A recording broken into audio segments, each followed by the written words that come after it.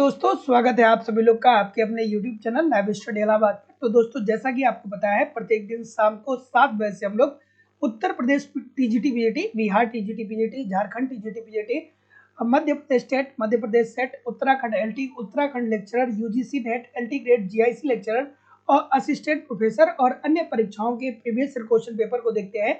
और साथ ही साथ इस सेशन में हम लोग ऐसे प्रश्नों का भी समावेश करते हैं जो प्रश्न इन परीक्षाओं के दृष्टिकोण से महत्वपूर्ण होते हैं। वही हमारी इकोनॉमिक्स की दूसरी क्लास आपको लाइव स्टडी इलाहाबाद के मोबाइल एप्लीकेशन पे देखने को मिलती है, जहां पे इकोनॉमिक्स के अलग अलग बैच आपको देखने को मिलेंगे और सभी बैचेज में आपको आपके सिलेबस के अनुसार एक रणनीति के तहत इकोनॉमिक्स के सारे कंटेंट दिए जा रहे हैं ताकि आप कम समय में बेहतर ढंग से इकोनॉमिक्स की तैयारी कर पाए और अपनी सफलता को सुनिश्चित कर पाए। तो लाइव स्टडी इलाहाबाद के मोबाइल एप्लीकेशन पे आपको आपके सिलेबस के अनुसार इकोनॉमिक्स के कंप्लीट कॉन्सेप्ट पढ़ाए जा रहे हैं, अर्थात थियरी की क्लास हो रही है, क्योंकि थियरी पढ़ना बहुत जरूरी है। जब तक आपकी थियरी कंप्लीट नहीं होती है तब तक बहुत प्रकार के ऐसे प्रश्न होते हैं जिसको आप डायरेक्टली ऐसे सॉल्व नहीं कर पाते हैं। तो इसकी लाइव क्लास होती है। इनकेस आप लाइव क्लास में नहीं जुड़ते हैं तो बाद में आपको रिकॉर्डेड क्लास भी मिल जाता है, तो आप अपने समय के अनुसार कभी भी क्लास को ज्वाइन कर सकते हैं। इसके अतिरिक्त मैं कंप्लीट इकोनॉमिक्स का आपको नोट्स भी दे रहा हूँ जिसमें सारे यूनिट होंगे। तो आप एक तरफ कॉन्सेप्ट को पढ़ते रहिए और दूसरी तरफ नोट्स के माध्यम से अपना रिवीजन करते रहिए। ये नोट्स मेरे द्वारा खुद के द्वारा तैयार किया गया है। अगर जो आप ठीक तरीके से इसे फॉलो करते हैं तो मैं निश्चित तौर पे कह सकता हूं कि आपको कहीं इधर उधर से किसी भी प्रकार के नोट्स को कलेक्ट करने की जरूरत नहीं होगी। आपको टेस्ट सीरीज दिया जा रहा है, सप्ताह में 1 या 2 दिन आप टेस्ट दीजिए, देखिए कि कहाँ पे गलती हो रही है, क्यों गलती हो रही है, उसमें सुधार करिए, फिर अगला टेस्ट दीजिए जिससे एक्यूरेसी आपकी बेहतर हो पाए। आपको यहाँ पे प्रीवियस ईयर के क्वेश्चन पेपर भी दिए जा रहे हैं, डायरेक्टली इनडायरेक्टली बहुत सारे क्वेश्चन प्रीवियस ईयर से पूछे जाते हैं और करंट की भी क्लासेस आपको यहाँ पे करवाई जा रही है। मतलब सब कुछ मेरे द्वारा आपको कवर कराया जा रहा है। आपको अलग से इधर उधर से कुछ भी बहुत ज्यादा कलेक्ट करने की जरूरत नहीं पड़ेगी। बस आप एप्लीकेशन पे ठीक तरीके से मुझे फॉलो करिए और यूट्यूब पे प्रैक्टिस करते रहिए। बहुत आराम से बहुत ही कम समय में बेहतर ढंग से आप इकोनॉमिक्स को सीख सकते हैं, समझ सकते हैं और सफलता सुनिश्चित कर सकते हैं। कोर्स की वैलिडिटी की बात करें तो कोर्स की वैलिडिटी लाइफ टाइम है। इट मीन्स अगर जो आप एक बार एडमिशन लेते हैं तो एक एग्जाम की जो आप तैयारी कर रहे हैं उसी दरमियान कोई और वैकेंसी आ जाती है, उसके लिए भी आप तैयारी करना चाहते हैं तो आप हमारे साथ कर सकते हैं। अलग से आपको फीस सबमिट करने की जरूरत नहीं होगी। एडमिशन फीस के लाइफ टाइम की वैलिडिटी के साथ केवल और केवल 2000 रुपये है। सो सिंपली आप जाइए डिस्क्रिप्शन बॉक्स में, आप जाइए डिस्क्रिप्शन बॉक्स में लाइव स्टडी इलाहाबाद का मोबाइल एप्लीकेशन दिया गया है। एप्लीकेशन को डाउनलोड कर लीजिए और वहां पे जाकर के अपने कोर्स को आप परचेज कर लीजिएगा। और अगर जो आप कोर्स को परचेज कर रहे हैं तो आप इसका स्क्रीनशॉट इस व्हाट्सएप नंबर पे सेंड कर दीजिएगा ताकि आपको बैच में भी ऐड कर दिया जाएगा। और जब बैच में ऐड कर दिया जाएगा तो सारी चीज़ें आपको सिस्टमेटिक वे से दिखेगी। अगर जो किसी भी प्रकार की आप इंक्वायरी करना चाहते हैं या किसी भी प्रकार के आपके प्रश्न हैं तो आप मुझे इस नंबर पे कॉल कर सकते हैं या व्हाट्सएप मैसेज कर सकते हैं। Good evening everybody. और अब हम लोग मूव करेंगे अपने सेशन की तरफ। और जो लोग इकोनॉमिक्स का केवल नोट्स प्राप्त करना चाहते हैं, इकोनॉमिक्स का केवल नोट्स भी अवेलेबल हो चुका है। चलिए तो अब हम लोग मूव करेंगे अपने सेशन की तरफ। और आज के सेशन का पहला प्रश्न आपके सामने ये रहा कि एक ग्राहक की क्रय शक्ति में परिवर्तन के द्वारा मांग में परिवर्तन को कहलाता है। क्या कहलाता है भैया? मांग में परिवर्तन कहलाता है। चलिए खूबसूरत सा प्रश्न है। अब देखिए आसान भाषा में एक बात आप समझिए। जैसे मान लीजिए कि आपकी इनकम होती है ना, तो आप अपने आय को देखते हैं और उसी के आधार पे व्यय करते हैं। अगर जो क्या होता है, दो कंडीशन बनती है।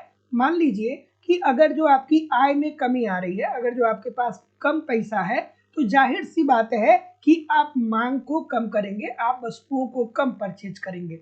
और दूसरी कंडीशन में क्या हो जाएगा कि अगर जो आपकी आय में वृद्धि हो रही है, अगर जो आपके पास पैसा ज्यादा आ रहा है तो जाहिर सी बात है कि आप अपने मांग को बढ़ा देंगे। यही तो होता है ना। और इसको हम लोग किस नाम से जानते हैं? तो दोस्तों इसे हम आय प्रभाव के नाम से जानते हैं कि जब आपकी आय में परिवर्तन होता है तो उसके कारण मांगी गई वस्तुओं की मांगी गई मात्रा में भी आप परिवर्तन करते हैं।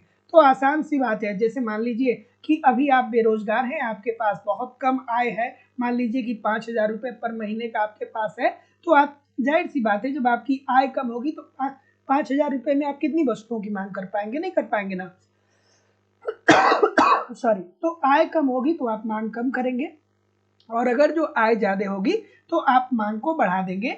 यही कहलाता है दोस्तों आय प्रभाव की। आपके आय में होने वाले परिवर्तन के कारण आप अपने मांग में जो परिवर्तन कर रहे हैं उसी को ही आय प्रभाव के रूप में हम क्या करते हैं, बताते हैं। और यहाँ पे क्या देखने को मिलता है कि जब आपकी आय कम होती है तो आप वस्तुओं की मांग को कम कर देते हैं, और वहीं दूसरी तरफ बात ये भी सही है कि यदि आपकी आय में वृद्धि होती है, आपके पास बहुत ज्यादा पैसा होता है, तो आप वस्तुओं की मांग को बढ़ा देते हैं। इजी सी बात है, और इसे हम किस नाम से जानते हैं, आय प्रभाव के नाम से जानते हैं।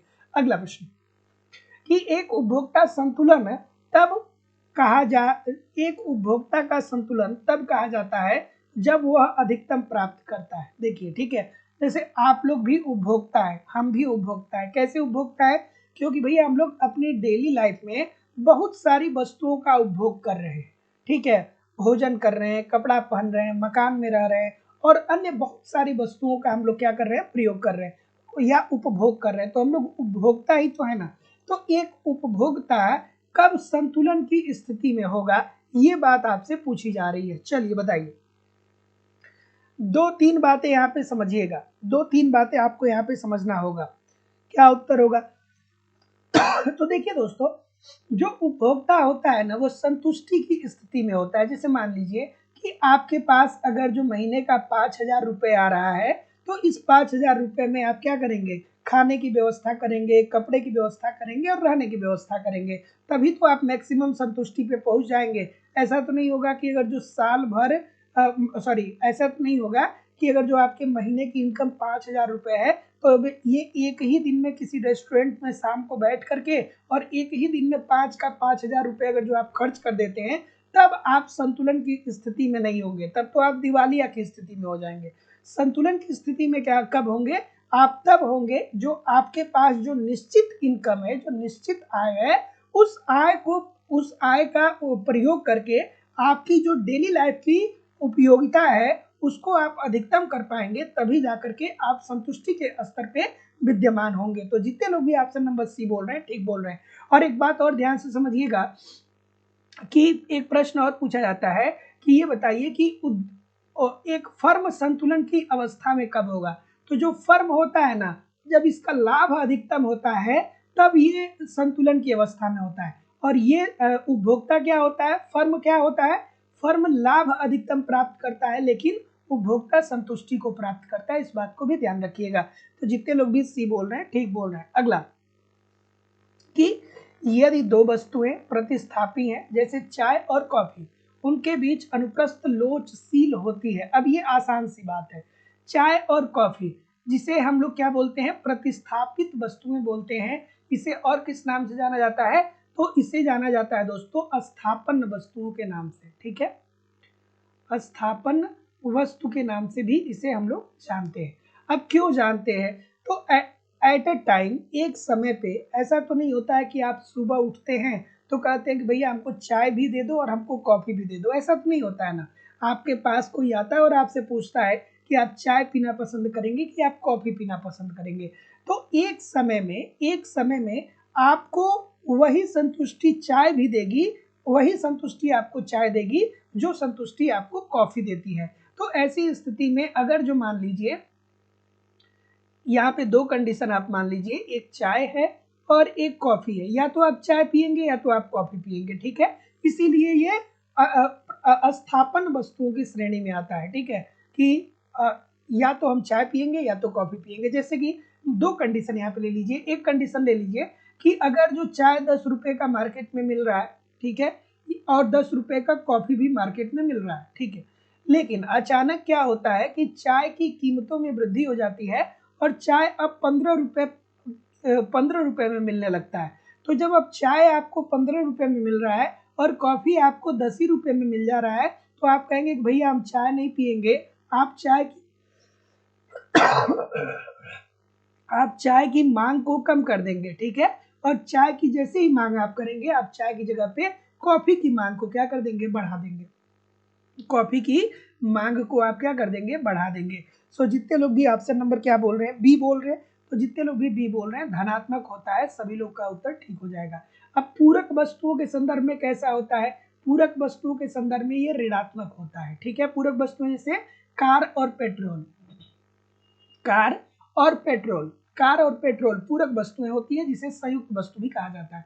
तो मान लीजिए कि अगर जो कार की कीमत में वृद्धि होती है, तो अगर जो कार की कीमत बढ़ेगी तो लोग कार की मांग को कम कर देंगे, कार की मांग को कम कर देंगे, कार की कीमत बढ़ेगी तो। लेकिन जब अब कार की मांग कम हो जा रही है, लोग कार खरीद ही नहीं रहे हैं, तो पेट्रोल की मांग क्यों करेंगे, तो पेट्रोल की भी मांग कम हो जाएगी। तो पूरक वस्तुओं के संदर्भ में मांग की आड़िलोच जो होती है वो क्या होती है, निगेटिव होती है, और प्रतिस्थापन वस्तुओं के संदर्भ में धनात्मक होती है, पूर्ण प्रतिस्थापन वस्तुओं के संदर्भ में इनफाइनाइट होती है। तो ये सारी बातें आपको ध्यान में रखना है। सामान्य वस्तु और विलासिता की वस्तुओं के संदर्भ में क्या होता है, ये सामान्य वस्तु और विलासिता की वस्तुओं के संदर्भ में भी ये पॉजिटिव देखने को मिलता है। अगला प्रश्न, गिफिन वस्तुएं संदर्भित होती हैं, गिफिन वस्तु, ठीक है, गिफिन वस्तुएं क्या बताती हैं। अब देखिए एक बात समझिएगा, पहले आपको पढ़ना पड़ेगा कि बाजार का नियम क्या होता है। ठीक है, बाजार का नियम, तो अगर जो आपसे कोई ये पूछे कि बाजार का नियम क्या होता है, तो आप ये कहेंगे कि देखिए भैया, बाजार के नियम की जब हम लोग बात करते हैं तो वहां पे अगर जो किसी व्यक्ति की इनकम में वृद्धि हो रही है, आय में वृद्धि हो रही है, तो वो अपने उपभोग को बढ़ाएगा। वो क्या करेगा, वो अपने उपभोग को बढ़ाएगा, अर्थात उपभोग को बढ़ाने का मतलब है कि वो अपने मांग को बढ़ाएगा। बाजार का नियम यही कहता है ना, जैसे मान लीजिए आपके पास अभी कोई पैसा नहीं है, ठीक है, लेकिन अगर जो महीने का 1 लाख रुपए आपको सैलरी मिलने लगेगा, तो आप क्या करेंगे, फिर बहुत सारी वस्तुओं को खरीदेंगे, कार खरीदेंगे, एसी खरीदेंगे, कूलर खरीदेंगे, फ्रिज खरीदेंगे, बहुत सारी चीजों को खरीदेंगे। लेकिन गिफिन वस्तुएं ऐसी निम्न श्रेणी की वस्तुएं होती हैं, अब यहाँ पे गिफिन वस्तु की बात हो रही है, लेकिन गिफिन वस्तुएं ऐसी निम्न श्रेणी की वस्तुएं होती हैं, ऐसी निम्न श्रेणी की वस्तुएं होती हैं जहां पे उपभोक्ता के आय में वृद्धि होने के कारण, उपभोक्ता के आय में जब वृद्धि होती है तो उपभोक्ता अपनी मांग को बढ़ाता नहीं है, बल्कि मांग को क्या कर लेता है, कम कर लेता है। जैसे कि उदाहरण के तौर पे हम लोग बताते हैं क्या, बाजरा का उदाहरण दिया जाता है। ठीक है, बाजरा का उदाहरण, बाजरा का उदाहरण जैसे पहले, अब देखिए स्थापन जो गिफिन वस्तुएं होती हैं वो अपकृष्ट वस्तुएं होती है, अर्थात निम्न श्रेणी की वस्तुएं होती हैं, और इन वस्तुओं की सबसे बड़ी जो बात होती है वो होती है कि इन वस्तुओं की स्थापन वस्तुएं होती है, स्थापन वस्तु होती है। जैसे बाजरा की जगह पे जब लोगों की आय में वृद्धि हुई तो लोग बाजरा के मांग को कम कर दिया, और बाजरा की जगह पे लोग गेहूं की मांग को बढ़ा दिया, अर्थात आटा की मांग को बढ़ा दिए। उसी तरीके से दोस्तों मिट्टी का तेल अर्थात केरोसिन आयल, केरोसिन आयल, मिट्टी का तेल जिस केरोसिन आयल के रूप में भी हम लोग जानते हैं। ठीक है, तो मिट्टी के तेल की बात करें तो आप याद करिए कि आज से 20 साल पहले, 25 साल पहले, 30 साल पहले, 35 साल पहले लोग घरों में रसोई पकाने के लिए स्टोव का इस्तेमाल करते थे, घरों में उजाला करने के लिए लोग लालटेन का इस्तेमाल करते थे, तो उसमें मिट्टी का तेल लोग डालते थे। लेकिन क्या हुआ कि अब क्या हो गया, ये हो गया कि अब इसकी जगह पे रसोई गैस आ गया। ठीक है, तो जब रसोई गैस आ गया तो लोग अब खाना किससे पकाने लगे, वो भाई रसोई गैस से पकाने लगे। तो ऐसी स्थिति में क्या हुआ कि जब लोगों की आय बढ़ी तो लोगों ने जो निम्न कोटि की वस्तुएं हैं जैसे बाजरा और केरोसिन आयल, इसकी मांग को उन्होंने कम कर दिया और उन्होंने दूसरी वस्तुओं की मांग को बढ़ा दिया। तो जितने लोग भी डी बोल रहे हैं सभी लोग का उत्तर ठीक हो जाएगा। अगला, कि उद्घटित अधिमान सिद्धांत आधारित है, किस पे आधारित है,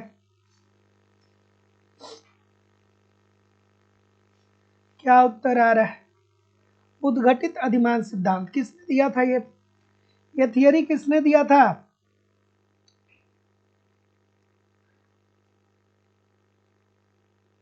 सैमुअल्सन ने दिया था ना। प्रश्न पूछा जाता है कि उद्घटित अधिमान सिद्धांत किसने दिया था, तो सैमुअल्सन ने दिया था। क्या बताया था इन्होंने कहा था कि एक जो उपभोक्ता होता है वो विवेकपूर्ण होता है, उपभोक्ता क्या होता है, विवेकपूर्ण होता है, सबल क्रमबद्धता की ये बात करते हैं, उसके बाद ये भी बात करते हैं कि उपभोक्ता की रुचि क्या है, ठीक है। उसके बाद ये बात करते हैं कि मांग की जो आय लोच होती है वो धनात्मक होती है, और उसके साथ साथ ये आचरणवादी क्रमवाचक उपयोगिता की बात करते हैं। तो जितने लोग भी ऑप्शन नंबर डी बोल रहे हैं ठीक बोल रहे हैं। अब इसका मतलब क्या हुआ, इसका मतलब ये हुआ कि जैसे मान लीजिए कि उपयोगिता को मापा जा सकता है, ये बात सर्वप्रथम किसने कहा था, कमेंट करके सभी लोग बताइएगा। लेकिन अगर जो हम लोग सैमुअल्सन के प्रकट अधिमान सिद्धांत की बात करें तो उन्होंने कहा कि देखिए भैया, उपयोगिता को इस तरीके से मेजरमेंट नहीं किया जा सकता है, उपयोगिता को एक क्रम में रखा जा सकता है। आप ये नहीं मेजरमेंट कर सकते हैं कि अगर जो आपको भूख लगी है, अर्थात अगर जो आपको रोटी की जरूरत है और आपको कपड़े की जरूरत है, तो रोटी सबसे ज्यादा जरूरी है कि कपड़ा सबसे ज्यादा जरूरी है, आप किस क्रम में रखेंगे। तो सैमुअल्सन साहब ने कहा कि देखिए भैया, अगर जो रोटी मान लीजिए कि आपको 1 2 दिन 4 दिन 5 दिन तक नहीं मिलती है, तो क्या होगा, उससे फिर आपकी लाइफ सुचारू रूप से नहीं चल पाएगी। तो सबसे पहले आपको क्या करनी चाहिए कि देखनी चाहिए कि सबसे ज्यादा जरूरी क्या है। तो अगर जो आपके लिए रोटी सबसे ज्यादा जरूरी है तो उपयोगिता में पहले स्थान पे इसको रखिए, और उसके बाद आपको कपड़ा ज्यादा जरूरी है तो उपयोगिता में इसे दूसरे स्थान पे रखिए। तो जितने लोग भी ऑप्शन नंबर डी बोल रहे हैं बिल्कुल ठीक बोल रहे हैं। अगला, कि उपभोक्ता किसी वस्तु की कीमत घटने पर उपभोग घटा देता है, ये किस प्रकार की वस्तुएं हैं, चलिए बताइए भाई। अब देखिए ये ट्रिकी प्रश्न है। ट्रिकी प्रश्न का क्या है ना, कि अगर जो आप एग्जामिनेशन हॉल में बैठते हैं ना, तो बहुत सारे लोग के दिमाग में रटा होता है कि जब हम लोग गिफिन वस्तु की बात करते हैं तो वहां पे अक्सर आय को मेंशन करता है, ठीक है, अक्सर आय को मेंशन करता है, इनकम। लेकिन यहाँ पे आय को मेंशन नहीं किया है, यहाँ पे कीमत को मेंशन किया है, आय की जगह पे कीमत को कर दिया है, ठीक है। आय की जगह पे किसको मेंशन किया है, कीमत को मेंशन किया है। तो अब यहाँ पे किसकी बात हो रही है, उपभोक्ता किस वस्तु की कीमत घटने पर उपभोग घटा देता है। तो अभी मैं आपको बता रहा था कि गिफिन वस्तुओं के संदर्भ में, गिफिन वस्तुएं ऐसी निम्न श्रेणी की वस्तुएं होती हैं जहां पे बाजार का नियम लागू नहीं होता है, अर्थात यदि किसी व्यक्ति की या किसी उपभोक्ता की अगर जो आय में वृद्धि हो रही है, तो आय में वृद्धि होने के कारण वो वस्तुओं की मांग में क्या कर देता है, कमी कर देता है, ठीक है। तो जितने लोग भी ऑप्शन नंबर सी बोल रहे हैं ठीक बोल रहे हैं। पहली बात ये भी ठीक हो जाएगी, और दूसरी बात ये भी ठीक हो जाएगी कि अगर जो वस्तु की कीमतों में अगर जो कमी आ रही है तो वो क्या कर रहा है, उस वस्तु की मांग को भी कम कर ले रहा है, ये भी सही है। एक बात ये भी सही हो जाएगी कि अगर जो कीमत में वृद्धि होगा तो वो क्या करेगा, इस वस्तु की मांग को भी बढ़ा देगा। ये भी प्रश्न, ये भी पूछा जाता है, ये भी कंडीशन पूछा जाता है। तो ये भी सही है, ये भी सही है, ये भी सही है, ठीक है, ये भी सही है। ये तीनों टर्म यहाँ पे सही हो जाते हैं गिफिन वस्तुओं के संदर्भ में। तो याद रखिएगा कि गिफिन वस्तुएं ऐसी निम्न श्रेणी की वस्तुएं होती है जहां पे उपभोक्ता की आय में वृद्धि होने पे उपभोक्ता किस वस्तु की मांग को कम कर लेता है, या अगर जो बाजार में वस्तुओं की कीमत कम होती है तो उपभोक्ता उसकी मांग को घटा लेता है, या अगर जो कीमत में वृद्धि होती है तो वो अपने मांग को बढ़ा लेता है। ये तीनों चारों कंडीशन आपको ध्यान में रखना है। अगला प्रश्न, कि बजट प्रभाव से आशय क्या है, बजट प्रभाव से आशय क्या होता है, बजट प्रभाव से आशय क्या है, ठीक है। और एप्लीकेशन की क्लास में मैं भी थोड़ा सा परेशान हूँ 2 3 दिनों से, क्योंकि एप्लीकेशन पे अपडेट चल रहा है ना। तो अब दोस्तों, हालांकि अब सबकी समस्याएं लगभग सॉर्ट आउट हो चुकी हैं। अब मंडे से रेगुलर क्लास आपका एप्लीकेशन पे होने लगेगा, है ना। तो आप लोग निश्चिंत रहिए, अब जब क्लास स्टार्ट होगी तो लगातार क्लासेस होने लगेंगी, है ना। थोड़ी सी अपडेट की वजह से दिक्कत आ रही थी, लेकिन अब वो सारी समस्याएं दूर हो चुकी है। क्या उत्तर आ रहे हैं भाई, बजट प्रभाव से आशय क्या होता है, बजट प्रभाव। तो जितने लोग भी क्या बोल रहे हैं, ठीक ठीक। तो अब यहाँ पे दोस्तों पता है किसकी बात कर रहा है, ये सरकारी बजट की बात कर रहा है, ठीक है। और बजट प्रभाव करता क्या है, तो अगर जो मुख्य रूप से देखा जाए तो बजट प्रभाव से आशय क्या है, तो बजट का प्रभाव अर्थव्यवस्था पे क्या पड़ेगा? बजट का प्रभाव अर्थव्यवस्था पर क्या पड़ेगा? बजट के अंतर्गत क्या करता है सरकार? सरकार अपने आय और व्यय के विवरण को प्रस्तुत करता है कि भैया हमने आय कहाँ से अर्जित किया है और कहाँ कहाँ पे हमको व्यय करना है। तो आय वो कहाँ से प्राप्त करता है? कर के माध्यम से प्राप्त करता है, टैक्स के माध्यम से प्राप्त करता है। और व्यय कहाँ पे करता है? कर के माध्यम से, या वो ऋण के माध्यम से भी आय प्राप्त करता है। वो आंतरिक ऋण भी हो सकता है और बाह्य ऋण भी हो सकता है। उसी तरीके से व्यय की बात करें तो देश की आधारभूत संरचना जैसे शिक्षा पे, स्वास्थ्य पे, परिवहन पे, बिजली पे, इन सारी पे सरकार क्या करती है? खर्च करती है, कल्याणकारी योजनाएं बनाती है। तो सरकार आय और बजट के अंतर्गत सरकार अपने आय और व्यय का वार्षिक वितरण बजट के अंतर्गत सरकार अपने आय और व्यय का वार्षिक विवरण प्रस्तुत करती है। तो और बजट प्रभाव के अंतर्गत सरकार का उद्देश्य ये होता है कि समाज में आय असमानता दूर हो, अर्थात अमीर और गरीब के बीच की खाई कम हो। अमीर से ज्यादा टैक्स लेकर के गरीबों तक पैसा पहुंचाया जाए ताकि गरीब भी क्या हो सके? अपना विकास कर सके। तो जितने लोग भी ये बोल रहे हैं कि आय के वितरण पर सरकारी व्यय, सभी लोग का उत्तर यहाँ पे बिल्कुल ठीक हो जाएगा। अगला कि प्रसिद्ध हीरा पानी विरोधाभास किसने दिया है? इजी सा प्रश्न है, बच्चों वाला प्रश्न। हीरा पानी विरोधाभास किसने दिया भाई? देखिए,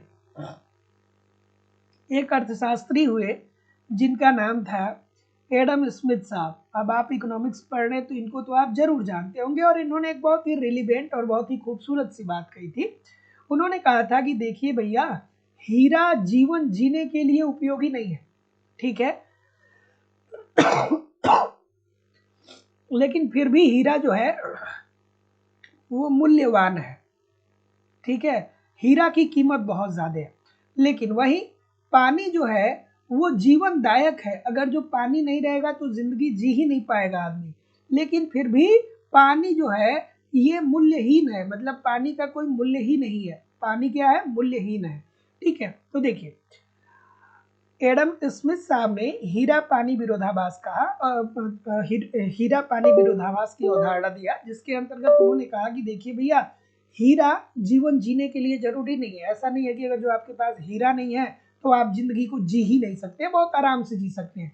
लेकिन हीरा जो है वो बहुत ज्यादा कीमती है। वहीं दूसरी तरफ पानी जो है वो जीवनदायक है। पानी के बिना जिंदगी संभव नहीं है। फिर भी पानी जो है ये मूल्यहीन है, इसका कोई मूल्य ही नहीं है। तो ये इसकी जो बात किया गया था वो एडम स्मिथ साहब के द्वारा किया गया था। अब आपके दिमाग में आ रहा होगा कि सर आखिरकार ऐसा क्यों होता है? तो भैया यहाँ पे लग जाता है दुर्लभता का नियम, ठीक है। दुर्लभता का नियम यहाँ पे लग जाता है। दुर्लभता का नियम हमें क्या बताता है कि जो वस्तुएं दुर्लभ होंगी उनकी कीमत क्या होगी? ज्यादा होगी। और जो वस्तुएं प्रचुर मात्रा में विद्यमान होगी उनकी कीमत क्या होगी? कम होगी। तो पानी जो है वो प्रचुर मात्रा में विद्यमान है, इसलिए पानी की कीमत कम है या पानी की कीमत है ही नहीं। और वहीं दूसरी तरफ हीरा जो है ये कम है, ये दुर्लभ मात्रा में है, इसलिए हीरे की कीमत ज्यादा है। तो यही बात एडम स्मिथ साहब ने अपने हीरा पानी विरोधाभास के अंतर्गत बताया था कि हीरा जीवन जीने के लिए जरूरी नहीं है, लेकिन फिर भी ये मूल्यवान है। और पानी जीवन जीने के लिए बहुत ज्यादा जरूरी है, फिर भी ये मूल्यहीन है, ठीक है। इसी को उन्होंने हीरा पानी विरोधाभास के रूप में जाना। लेकिन ऐसा होता क्यों है? ऐसा इसलिए होता है क्योंकि यहाँ पे दुर्लभता का नियम लग जाता है। हीरा जो है ये एक दुर्लभ पदार्थ है और इस कारण से इसकी कीमत क्या है? ज्यादा है। अगला कि एंजिल वक्र निम्नलिखित में से किसके मध्य संबंध को बताता है? सभी लोग वीडियो को लाइक और शेयर जरूर कर दिया करिए। इतने सारे लोग क्लास देख रहे हैं फिर भी लाइक और शेयर की संख्या बहुत कम है। अब देखिए, अगर जो आप कॉन्सेप्ट पढ़ रहे हैं ना, तो ये सब प्रश्न आपके लिए एकदम बच्चों वाला प्रश्न होगा, छोटा सा बच्चा भी बताएगा, ठीक है। लेकिन कॉन्सेप्ट की गहराई आपको पता होगी तब। अब आसान सी बात है, एंजिल साहब जो थे वो एक जर्मन अर्थशास्त्री हुए, ठीक है। एंजिल साहब जो थे वो क्या थे? ये एक जर्मन अर्थशास्त्री थे। ये कहाँ के थे? ये जर्मनी के अर्थशास्त्री थे, ये जर्मन अर्थशास्त्री थे, पूछा जाता है तो मैं बता रहा हूँ। तो इन्होंने क्या किया, इन्होंने लोगों के एक समूह का अध्ययन किया, ठीक है, लोगों के समूह का इन्होंने क्या किया, अध्ययन किया, ठीक है, अध्ययन किया। और इन्होंने ये पाया कि जब इन लोगों की आय में वृद्धि हो रही है ना, जब इन लोगों की आय में वृद्धि हो रही है तो ये लोग 3 तरीके से अपने आय को, इनकी आय में जब वृद्धि हो रही है तो ये 3 तरीके से अपने उपभोग को मैनेज कर रहे हैं। किस तरीके से, तो एक वर्ग ऐसा है सॉरी थोड़ी तबीयत ठीक नहीं है, मैनेज करिएगा आप लोग, ठीक है। तो एंजिल साहब एक जर्मनी के अर्थशास्त्री हुए और उन्होंने लोगों के एक समूह का अध्ययन किया और उसमें उन्होंने ये पाया कि जब लोगों की आय बढ़ती है ना तो 3 कंडीशन बन रही है। पहली कंडीशन तो ये बन रही है कि जो खाद्यान्न वस्तुएं जैसे भोजन हो गया, तो जो खाद्यान्न है उस पे होने वाला व्यय कम है, ठीक है, अर्थात जितनी तेजी से आय बढ़ रहा है उतनी तेजी से खाद्यान्न पे होने वाला व्यय नहीं बढ़ रहा है, अर्थात जिस अनुपात में आय बढ़ रहा है उस अनुपात में उपभोग व्यय नहीं बढ़ रहा है खाद्यान्न पे। वही दूसरी तरफ ये क्या बात करते हैं, मकान और कपड़ा की, ठीक है, मकान और कपड़ा की। इसमें ये कहते हैं कि लोगों की जब आय, जिस अनुपात में लोगों की आय बढ़ रही है उसी अनुपात में लोग व्यय कर रहे हैं किस पे, मकान पे और कपड़ा पे। और तीसरी कंडीशन में इन्होंने ये बताया कि जिस अनुपात में लोगों की आय बढ़ रही है, ठीक है, उससे कहीं तेजी से वृद्धि लोग क्या कर रहे हैं, मनोरंजन मनोरंजन सॉरी जिस अनुपात में लोगों की आय बढ़ रही है उससे कहीं ज्यादा तेजी से खर्च लोग क्या कर रहे हैं, मनोरंजन पे कर रहे हैं और शिक्षा पे कर रहे हैं, मनोरंजन और शिक्षा पे लोग खर्च कर रहे हैं। और देखिए कितनी खूबसूरत सी बात है, ये आपकी भी लाइफ में होगा, ये सबकी लाइफ में होती है ये सारी चीजें, ठीक है। तो जितने लोग भी ऑप्शन नंबर आय और उपभोग की बात कर रहे हैं सभी लोग का उत्तर यहाँ पे एब्सोल्युटली ठीक हो जाएगा। Option number C according to the question this is the right answer हो जाएगा। इट मीन्स एंजल साहब जर्मनी के अर्थशास्त्री थे, लोगों के समूह का इन्होंने अध्ययन किया और ये देखा कि जब इन लोगों की आय में वृद्धि हो रही है तो ये 3 तरीके से अपने उपभोग व्यय को प्रभावित कर रहे हैं। पहला, जितनी तेजी से आय बढ़ रही है उतनी तेजी से खाद्यान्न उपभोग में वृद्धि नहीं हो रही है, मतलब आय बहुत तेजी से बढ़ रहा है और खाद्यान्न होने वाला व्यय कम है। वहीं दूसरी तरफ जिस अनुपात में आय बढ़ रहा है उसी अनुपात में मकान और कपड़ा पे होने वाला व्यय भी बढ़ रहा है। और तीसरी कंडीशन में इन्होंने बताया कि जिस अनुपात में लोगों की आय में वृद्धि हो रही है उससे ज्यादा अनुपात में लोग खर्च कर रहे हैं मनोरंजन पे और शिक्षा पे, अर्थात आय और उपभोग की बात होती है। अगला, यदि एक उत्पाद बेबलन वस्तु है तब, बेबलन वस्तुएं क्या होती है भाई बताइए, बेबलन वस्तुएं क्या होती है बताइए। ठीक, बेबलन वस्तुएं क्या होती हैं, आसान सा प्रश्न, ठीक। तो बेबलन वस्तु जैसे एप्पल का फोन हो गया, ठीक है, मतलब कोई भी महंगी वस्तु है भाई, जैसे रोलेक्स की घड़ी हो गई, एप्पल का फोन हो गया। तो कुछ लोग ऐसे होते हैं ना कि जब वस्तुओं की कीमतों में वृद्धि होती है तो समाज का एक बड़ा भाग ऐसा होता है जो उस वस्तु की मांग को कम करता है, ठीक है, समाज का एक भाग क्या करता है, उस वस्तु की मांग को कम करता है। लेकिन वही दूसरी तरफ समाज का एक भाग ऐसा भी होता है जो अपने आप को अमीर दिखाने का प्रदर्शन करना चाहता है और जब वस्तुओं की कीमतों में वृद्धि होती है तो उसके बावजूद भी वो वस्तुओं की मांग को कम नहीं करता है, वो वस्तुओं की मांग को बढ़ा देता है। यही होता है दोस्तों बेबलन वस्तु, ठीक है। बेबलन वस्तु का मतलब क्या हो गया, जैसे आपने देखा होगा लोग रोलेक्स की घड़ी पहनते हैं, लोग आईफोन का इस्तेमाल करते हैं, तो इसके पीछे कहीं ना कहीं बहुत सारे लोग का ये उद्देश्य होता है कि अगर जो हमारे पास आईफोन होगा या हमारे पास रोलेक्स की घड़ी होगी तो समाज में जब हमको लोग देखेंगे तो कहेंगे बड़ा अमीर है। लेकिन ये सबके साथ ऐसा नहीं होता है। तो बेवलन वस्तुएं ऐसी वस्तुएं होती है जिस संदर्भ में यदि किसी वस्तु की कीमत में अगर जो वृद्धि हो रही है तो समाज का कुछ वर्ग ऐसा होता है जो उस वस्तु की मांग को कम करता है, लेकिन वही समाज का कुछ भाग ऐसा भी होता है जो उस वस्तु की मांग को बढ़ा देता है। तो इस प्रकार की वस्तुओं को बेवलन वस्तुएं कहते हैं और ये मांग जो होता है वो कीमत से सीधे रूप से संबंधित होता है। अगला, और आदमी क्या करता है, प्रदर्शन करने के लिए ये सारी चीजें करता है। अगला प्रश्न कि संतुष्टि के स्तर बिंदु पर सीमांत उपयोगिता की प्रवृत्ति होती है। और जो लोग भी इकोनॉमिक्स का कॉन्सेप्ट क्लास नहीं पढ़ रहे हैं आप जरूर पढ़िए, क्योंकि मैं आप लोगों को एक सिस्टमेटिक वे से कम समय में बेहतर तैयारी करने का सारा कंटेंट जो होता है वो मैं आपको प्रोवाइड करा रहा हूँ। फीस भी बहुत कम है, जितना मैं आप लोगों को जितनी सारी चीज़ें प्रोवाइड कर रहा हूँ उसमें फीस बहुत कम है। मैं इकोनॉमिक्स की 200 से ज़्यादा क्लास आपको एप्लीकेशन पे पढ़ाता हूँ। कंप्लीट आपको वहाँ पे नोट्स भी दिया जा रहा है, टेस्ट सीरीज भी आपको दिया जा रहा है, प्रीवियस ईयर के क्वेश्चन पेपर और करंट सारी चीज़ें लाइफ टाइम की वैलिडिटी के साथ आपको दी जा रही है।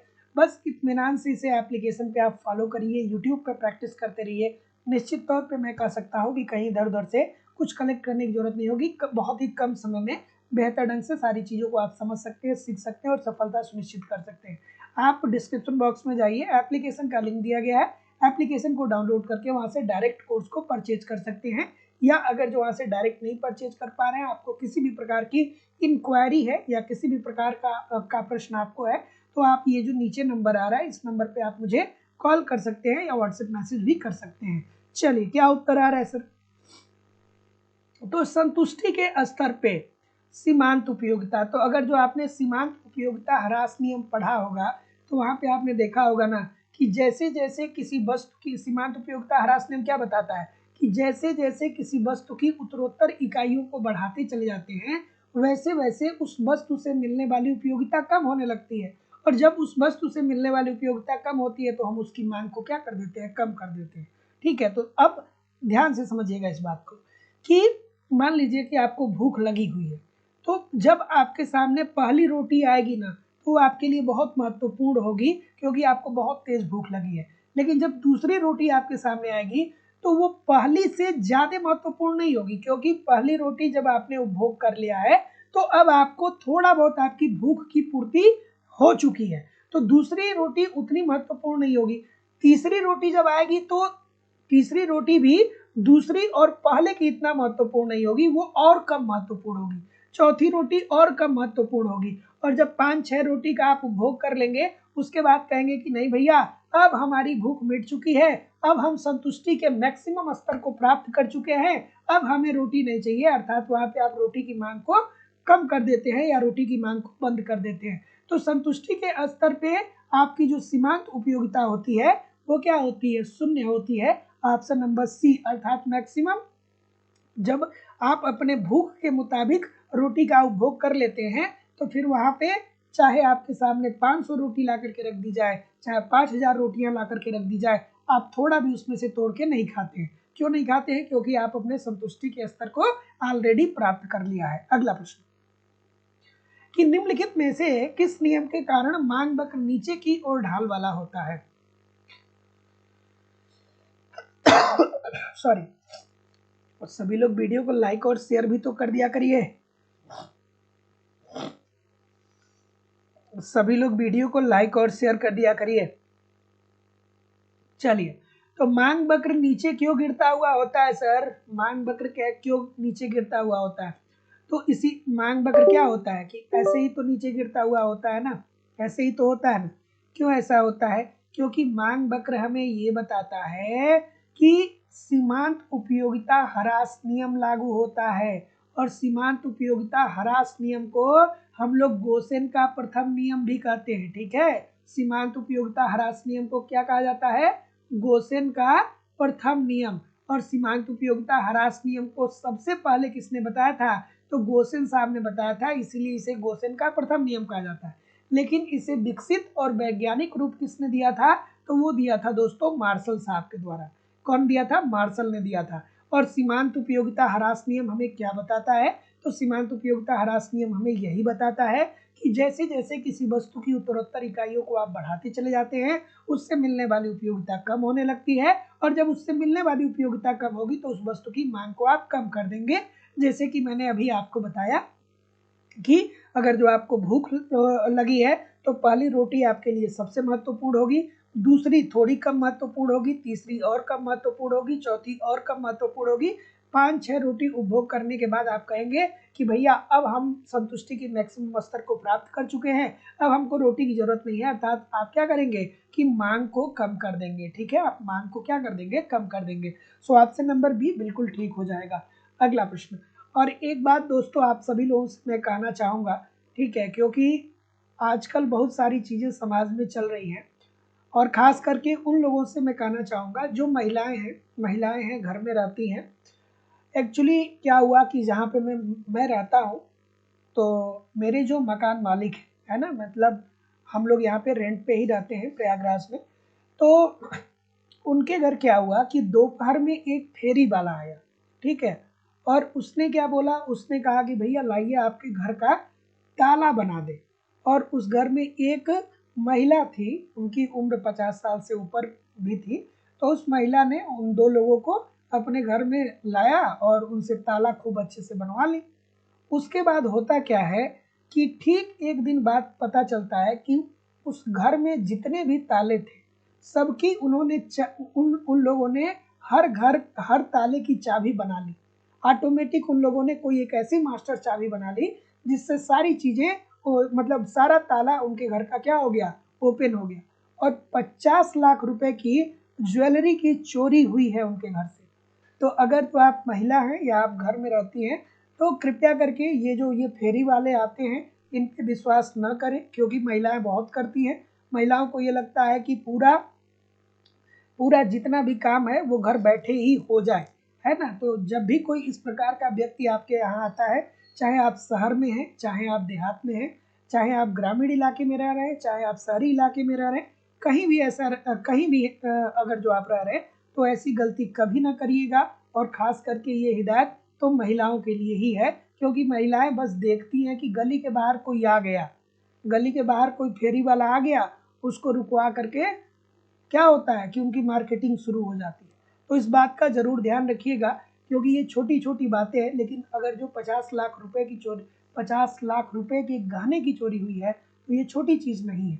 50 लाख रुपए कमाना इतना आसान नहीं है, कमा करके उसे बचा करके रखना इतना आसान नहीं है। चलिए, क्या उत्तर होगा भाई, कि अभिकथन दिया गया है और तर्क दिया गया है। चलिए बताइए। बीच बीच में बोल देता हूँ, कोई एक दो लोग भी हमारी बातों को सुन के समझ के और इसको अवॉइड कर देंगे तो हमारे कहने का मतलब निकल जाएगा। क्या उत्तर होगा भाई, प्रकटित अधिमान सिद्धांत गिफिन वस्तु को बहिष्कृत करता है, क्या ये बात सही है। और प्रकटित अधिमान सिद्धांत केवल मांग के ऋणात्मक आयलोच पर विचार करता है। तो प्रकटित अधिमान सिद्धांत किसने दिया था, तो भैया ये सैमुअल्सन के द्वारा दिया गया था। ठीक है, सैमुअल्सन के द्वारा दिया गया था। ठीक है, हाँ। और अब अगर जो आप इसको ठीक से पढ़ेंगे तो आपको समझ में आएगा, ठीक से नहीं पढ़ेंगे तो आपको नहीं समझ में आएगा। प्रकटित अधिमान सिद्धांत गिफिन वस्तु को क्या करता है, बहिष्कृत करता है। ये बात 100% ठीक है, क्योंकि अगर जो आप सैमुअल्सन साहब के प्रकटित अधिमान सिद्धांत को पढ़ेंगे तो वो गिफिन वस्तुओं की बात नहीं करते हैं, वो इसकी कहते हैं कि गिफिन वस्तु प्रकटित अधिमान सिद्धांत गिफिन वस्तुओं को क्या करता है, बहिष्कृत करता है। उसके बाद प्रकटित अधिमान सिद्धांत केवल मांग के ऋणात्मक आयलोच, नहीं भैया ऋणात्मक आयलोच नहीं, धनात्मक आयलोच की भी व्याख्या करता है। ये केवल ऋणात्मक आयलोच की व्याख्या थोड़ी करता है, तो ये तो बात गलत हो जाएगी। तो जितने लोग भी सी बोल रहे हैं कि सर ए सही है किंतु आर सही नहीं है, सभी लोग का उत्तर यहाँ पे एब्सोल्युटली 100% ठीक हो जाएगा। और सभी लोग थोड़ा सा वीडियो को लाइक और शेयर भी जरूर कर दिया करिए। चलिए, अगला प्रश्न है कि समष्टि समीकरण का संबंध निम्न में से किसके अपघटन से संबंधित है। क्या उत्तर आ रहा है भाई, और जो लोग भी चैनल पे नए हैं चैनल को सब्सक्राइब करके बेल आइकन को क्लिक कर लीजिए। क्या उत्तर आ रहा है, ठीक है,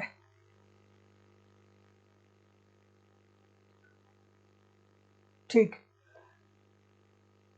तो एक इजी सी बातें ये करते हैं, अगर जो आप श्लष्टकी प्रभाव को पढ़ेंगे या श्लष्टकी समीकरण को पढ़ेंगे तो इनका एक बात कहना था, इनका ये बात कहना था कि किसी उपभोक्ता के पास कम से कम इतनी आय छोड़ दी जाए, इतनी उसकी इनकम अर्थात इतनी उसकी आय छोड़ दी जाए कि अगर वस्तु की कीमत में वृद्धि होता है तो भी वो पहले जो वस्तुओं के सहयोग को परचेज करता था अर्थात खरीदता था, उसी वस्तुओं के सहयोग को वो खरीद सके। ठीक है, अर्थात सॉरी श्लष्टकी साहब क्या कहते हैं, अब देखिए, हाँ ठीक है, तो जितने लोग भी ये बोल रहे हैं कि मूल्य प्रभाव को प्रतिस्थापन और आय प्रभाव में, तो अभी तो मैं यही बात तो आपको बता रहा था कि श्लष्टकी साहब ने क्या बोला, श्लष्टकी साहब ने ये कहा कि एक जो उपभोक्ता होता है उसके पास इतनी आय छोड़ देनी चाहिए ताकि अगर भविष्य में चल करके या वर्तमान में भी अगर जो वस्तु की कीमतों में वृद्धि होती है, अगर जो मान लीजिए कि जिन जिन वस्तुओं को परचेज करता है उन वस्तु की कीमतों में अगर जो वृद्धि होती है तो कीमत में वृद्धि होने के बावजूद भी वो उसी सहयोग को परचेज कर पाए जो सहयोग वो पहले परचेज करता था जब कीमत कम थी। तो ये जो हो जाएगा मूल्य प्रभाव को प्रतिस्थापन और आय प्रभाव में इसकी व्याख्या करते हैं। तो जितने लोग भी ये बोल रहे हैं बिल्कुल ठीक बोल रहे हैं। तो समझ गए श्लष्टकी समीकरण क्या है। श्लष्टकी समीकरण ये बताता है कि एक उपभोक्ता के पास उतनी आय छोड़ देनी चाहिए या उतनी आय रहनी चाहिए कि यदि वस्तु की कीमत में वृद्धि भी हो जाती है तो जितना वो जिन संयोगों को वो पहले परचेज करता था, जितना परचेज करता था उसी संयोगों को और उतना ही वो भविष्य में भी परचेज कर पाए, अर्थात परचेज क्षमता में उसकी कोई कमी ना आए, क्रय करने की शक्ति में उसकी कमी ना आए, मांग में कमी हो, मांग उसकी कम ना हो पाए वस्तुओं की। तो जितने लोग भी ऑप्शन नंबर ए बोल रहे हैं ठीक बोल रहे हैं। अगला प्रश्न है, थोड़ा सा इसे एडजस्ट करना होगा। तो देखिए ये ग्राफ दिया गया है और आपको ये प्रश्न बताना है। अब जो कॉन्सेप्ट पढ़ा हुआ छात्र है उसके लिए ये बच्चों वाला प्रश्न है, क्योंकि दो ही ग्राफ आप मांग के अंतर्गत देखते हैं कि पहला तो सर जी हम लोग ये पढ़ते हैं कि मांग वक्र क्या होता है, दाएं से बाएं की तरफ नीचे की तरफ गिरता हुआ होता है। ठीक है, दाएं से बाएं नीचे की तरफ गिरता हुआ होता है और ये सामान्य वस्तुओं के संदर्भ में होता है, सामान्य वस्तु के संदर्भ में होता है। क्यों ऐसा होता है, क्योंकि यहाँ पे सीमांत उपयोगिता ह्रास नियम लागू होता है कि जैसे जैसे वस्तु की उत्तरोत्तर इकाइयों को बढ़ाते हैं उससे मिलने वाली उपयोगिता कम होने लगती है और जब उससे मिलने वाली उपयोगिता कम होने लगती है तो हम उसकी मांग को कम कर देते हैं और जब मांग की कम कर देते हैं तो जाहिर सी बात है कि मांग वक्र जो होगा वो ऊपर दाहिनी तरफ से नीचे बाई तरफ गिरता हुआ होगा। ठीक है, हाँ, उसके बाद ये क्या हो रहा है कि यहाँ पे जो मांग वक्र की बात हो रही है वो क्या हो रहा है कि ये नीचे से ऊपर जा रहा है और ये क्या हो रहा है, ये दाहिनी तरफ गिर रहा है। तो ये क्या होता है ना, ये होता है दोस्तों निम्न वस्तुओं की श्रेणी में अर्थात निकृष्ट वस्तुओं की श्रेणी में ऐसा देखने को मिलता है। क्यों, क्योंकि यहाँ पे जब उपभोक्ता की आय में वृद्धि होती है तो उपभोक्ता क्या करता है, अपने मांग को बढ़ाता नहीं है, अपने मांग को कम कर लेता है। ठीक है, उपभोक्ता जैसे देखिए फिर वही बात हो गई कि अगर जो आपने गिफिन वस्तु को नहीं पढ़ा है तो कैसे आप जानेंगे। गिफिन वस्तु की प्रॉपर्टी है कि देखिए भैया गिफिन वस्तुएं ऐसी निम्न श्रेणी की वस्तुएं होती हैं जहां पे बाजार का नियम लागू नहीं होता है। बाजार का नियम क्या बताता है, बाजार का नियम ये बताता है कि अगर जो आपकी आय में वृद्धि हो रही है तो आप वस्तुओं की मांग को भी बढ़ा देंगे, अगर जो आपके पास पैसा ज्यादा आएगा तो ज्यादा मांग करेंगे। लेकिन गिफिन वस्तुओं के संदर्भ में ऐसा नहीं होता है। गिफिन वस्तुएं ऐसी निम्न श्रेणी की वस्तुएं होती हैं जब आपकी आय में वृद्धि होती है तो आप इसकी मांग को कम कर लेते हैं और यही कारण होता है कि ये जो वक्र होता है ये नीचे से ऊपर की तरफ दाहिनी तरफ गिरता हुआ होता है। तो जितने लोग भी ए बोल रहे हैं सभी लोग का उत्तर बिल्कुल ठीक है। अगला, ये खूबसूरत सा प्रश्न है, ये हजारों छात्रों से आपको कंपटीशन में आगे करने वाला प्रश्न है। अब जो धैर्य बना करके इस प्रश्न को कर लेगा वो हजारों छात्रों से कंपटीशन में आगे निकल जाएगा, और जो नहीं करेगा वो फिर वही सोचेगा कि कब अगली वैकेंसी आएगी, है ना। तो अगर जो कठिन प्रश्न आ रहे हैं तो उससे लड़ने का प्रयास करिए, उसको सॉल्व करने का प्रयास करिए, क्योंकि यही कठिन प्रश्न जो हैं वो आपके सिलेक्शन के चांस बहुत आसान बना देंगे। अगर जो इन प्रश्नों को संभाल लिए तो फिर कहीं कोई दिक्कत नहीं होने वाली।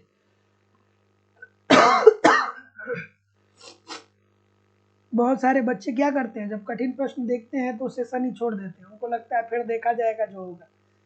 अरे भाई, हाईवे पे चल रहे हैं और तेज गति से गाड़ी आ रही है और आप ये सोच रहे हैं कि बस आंख हम अपनी क्लोज कर लेंगे तो गाड़ी आपका एक्सीडेंट नहीं करेगी, तो ऐसा संभव है? आप चाहे आंख बंद करें चाहे कान बंद करें, किसी भी तरीके से बंद करें तो एक्सीडेंट हो ही जाएगा। तो जब हाईवे से कोई गाड़ी आ रही है, आप हाईवे पे खड़े हैं, तो आपको अगर जो बचना है तो आपको वहां से क्या करना पड़ेगा, दूर होना पड़ेगा। उसी तरीके से परीक्षा में कठिन प्रश्नों से बहुत सारे स्टूडेंट बचते हैं, यार ये कठिन है, हमने हमारी बस की बात नहीं है, हम इतना सोच समझ नहीं पाते। अगर जो इतना आप सोचने लगेंगे तो फिर सिलेक्शन कैसे मिलेगा? थोड़ा सा ठहरिए, तो थोड़ा सा समझिए, तो बहुत आसान सा प्रश्न है, बहुत आसान सा प्रश्न है। अगर जो उपभोक्ता के साम्य अवस्था के बारे में आप जानते होंगे तो आपको पता होगा कि M R S X Y is equal to किसके बराबर होता है? ये P X upon P Y के बराबर होता है। ये अगर जो आपको पता होगा, कब पता होगा? जब आप कॉन्सेप्ट पढ़ेंगे। और यहाँ पे क्या दिया गया है कि M R S X Y का मान कितना दे दिया गया है? ये दे दिया गया है 2.5 दे दिया गया है। ये कितना दे दिया गया है? 2.5 दे दिया गया है। और अगर वस्तु y का मूल्य अर्थात ये किसकी बात कर रहा है? पी वाई की बात कर रहा है, पी वाई की बात कर रहा है। पी वाई का मूल्य कितना दे दिया गया? दिया गया 16 दिया गया। और ये क्या पूछ रहा है? तो x वस्तु का मूल्य बताइए, अर्थात इसी को ये पूछ रहा है। तो चलिए आप देख लीजिए, तो अब इसी फार्मूले में इसे आप रख लीजिए, 2.5 is equal to P X ही तो आपसे पूछ रहा है, पी की ही कीमत तो पूछ रहा है, और पी वाई का मान कितना दे दिया गया? 16 दे दिया गया। तो जब आप पी एक्स को निकालेंगे तो P X is equal to क्या हो जाएगा? 16 गुणा 2.5, तो 16 दूना 32, ठीक है। हाँ, तो ये क्या आ जाएगा? पी एक्स का मान ये 40 आ जाएगा। तो P X is equal to क्या आ जाएगा? ये आ जाएगा आपका 40, ठीक है। पी एक्स का मान क्या आ जाएगा? 40। ऑप्शन में कहीं दिया गया है, तो जितने लोग भी ए बोल रहे हैं सभी लोग का उत्तर यहाँ पे बिल्कुल ठीक हो जाएगा। अब देखिए, ये प्रश्न मैं फिर बोल रहा हूँ कि हजारों बच्चों से आपको कंपटीशन में आगे करेगा, ये सफलता दिला देगा। ये ऐसा प्रश्न है जो आपको निश्चित तौर पे सफलता दिला देगा, ठीक से समझेंगे तो। और इसी को समझने के लिए मैं बार बार कहता हूँ कि कॉन्सेप्ट पढ़िए, कॉन्सेप्ट पढ़िए, क्योंकि सारी चीजें एक दो लाइन में नहीं बताई जा सकती है। देखिए, उपभोक्ता के साम्य अवस्था का जो फार्मूला होता है उसे हम कैसे डिनोट करते हैं? साम्य अवस्था को कैसे डिनोट करते हैं?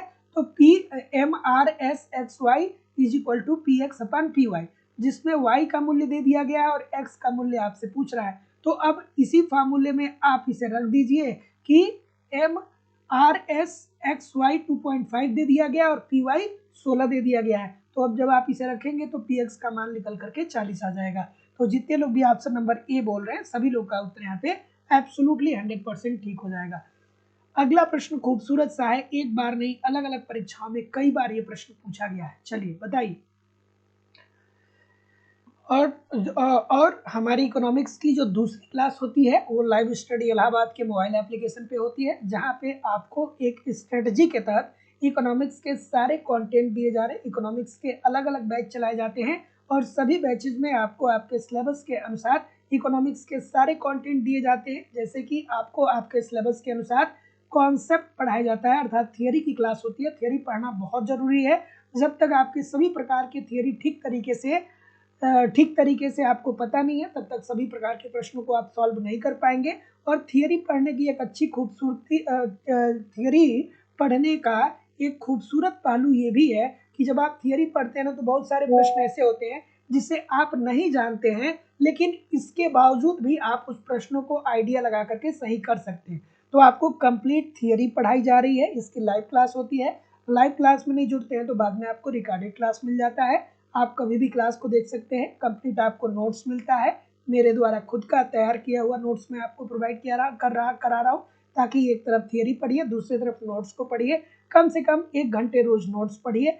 आप टेस्ट सीरीज दीजिए, मैं टेस्ट सीरीज भी दे रहा हूँ आपको कि देखिए कि गलती कहाँ पे हो रही है, गलती क्यों हो रही है, कितने तैयार हैं आप परीक्षा के लिए। आपको प्रीवियस ईयर के क्वेश्चन पेपर दिए जा रहे हैं, डायरेक्टली इनडायरेक्टली बहुत सारे क्वेश्चन प्रीवियस ईयर से पूछे जाते हैं, और करंट की भी क्लासेस आपको प्रोवाइड करा जा रही है।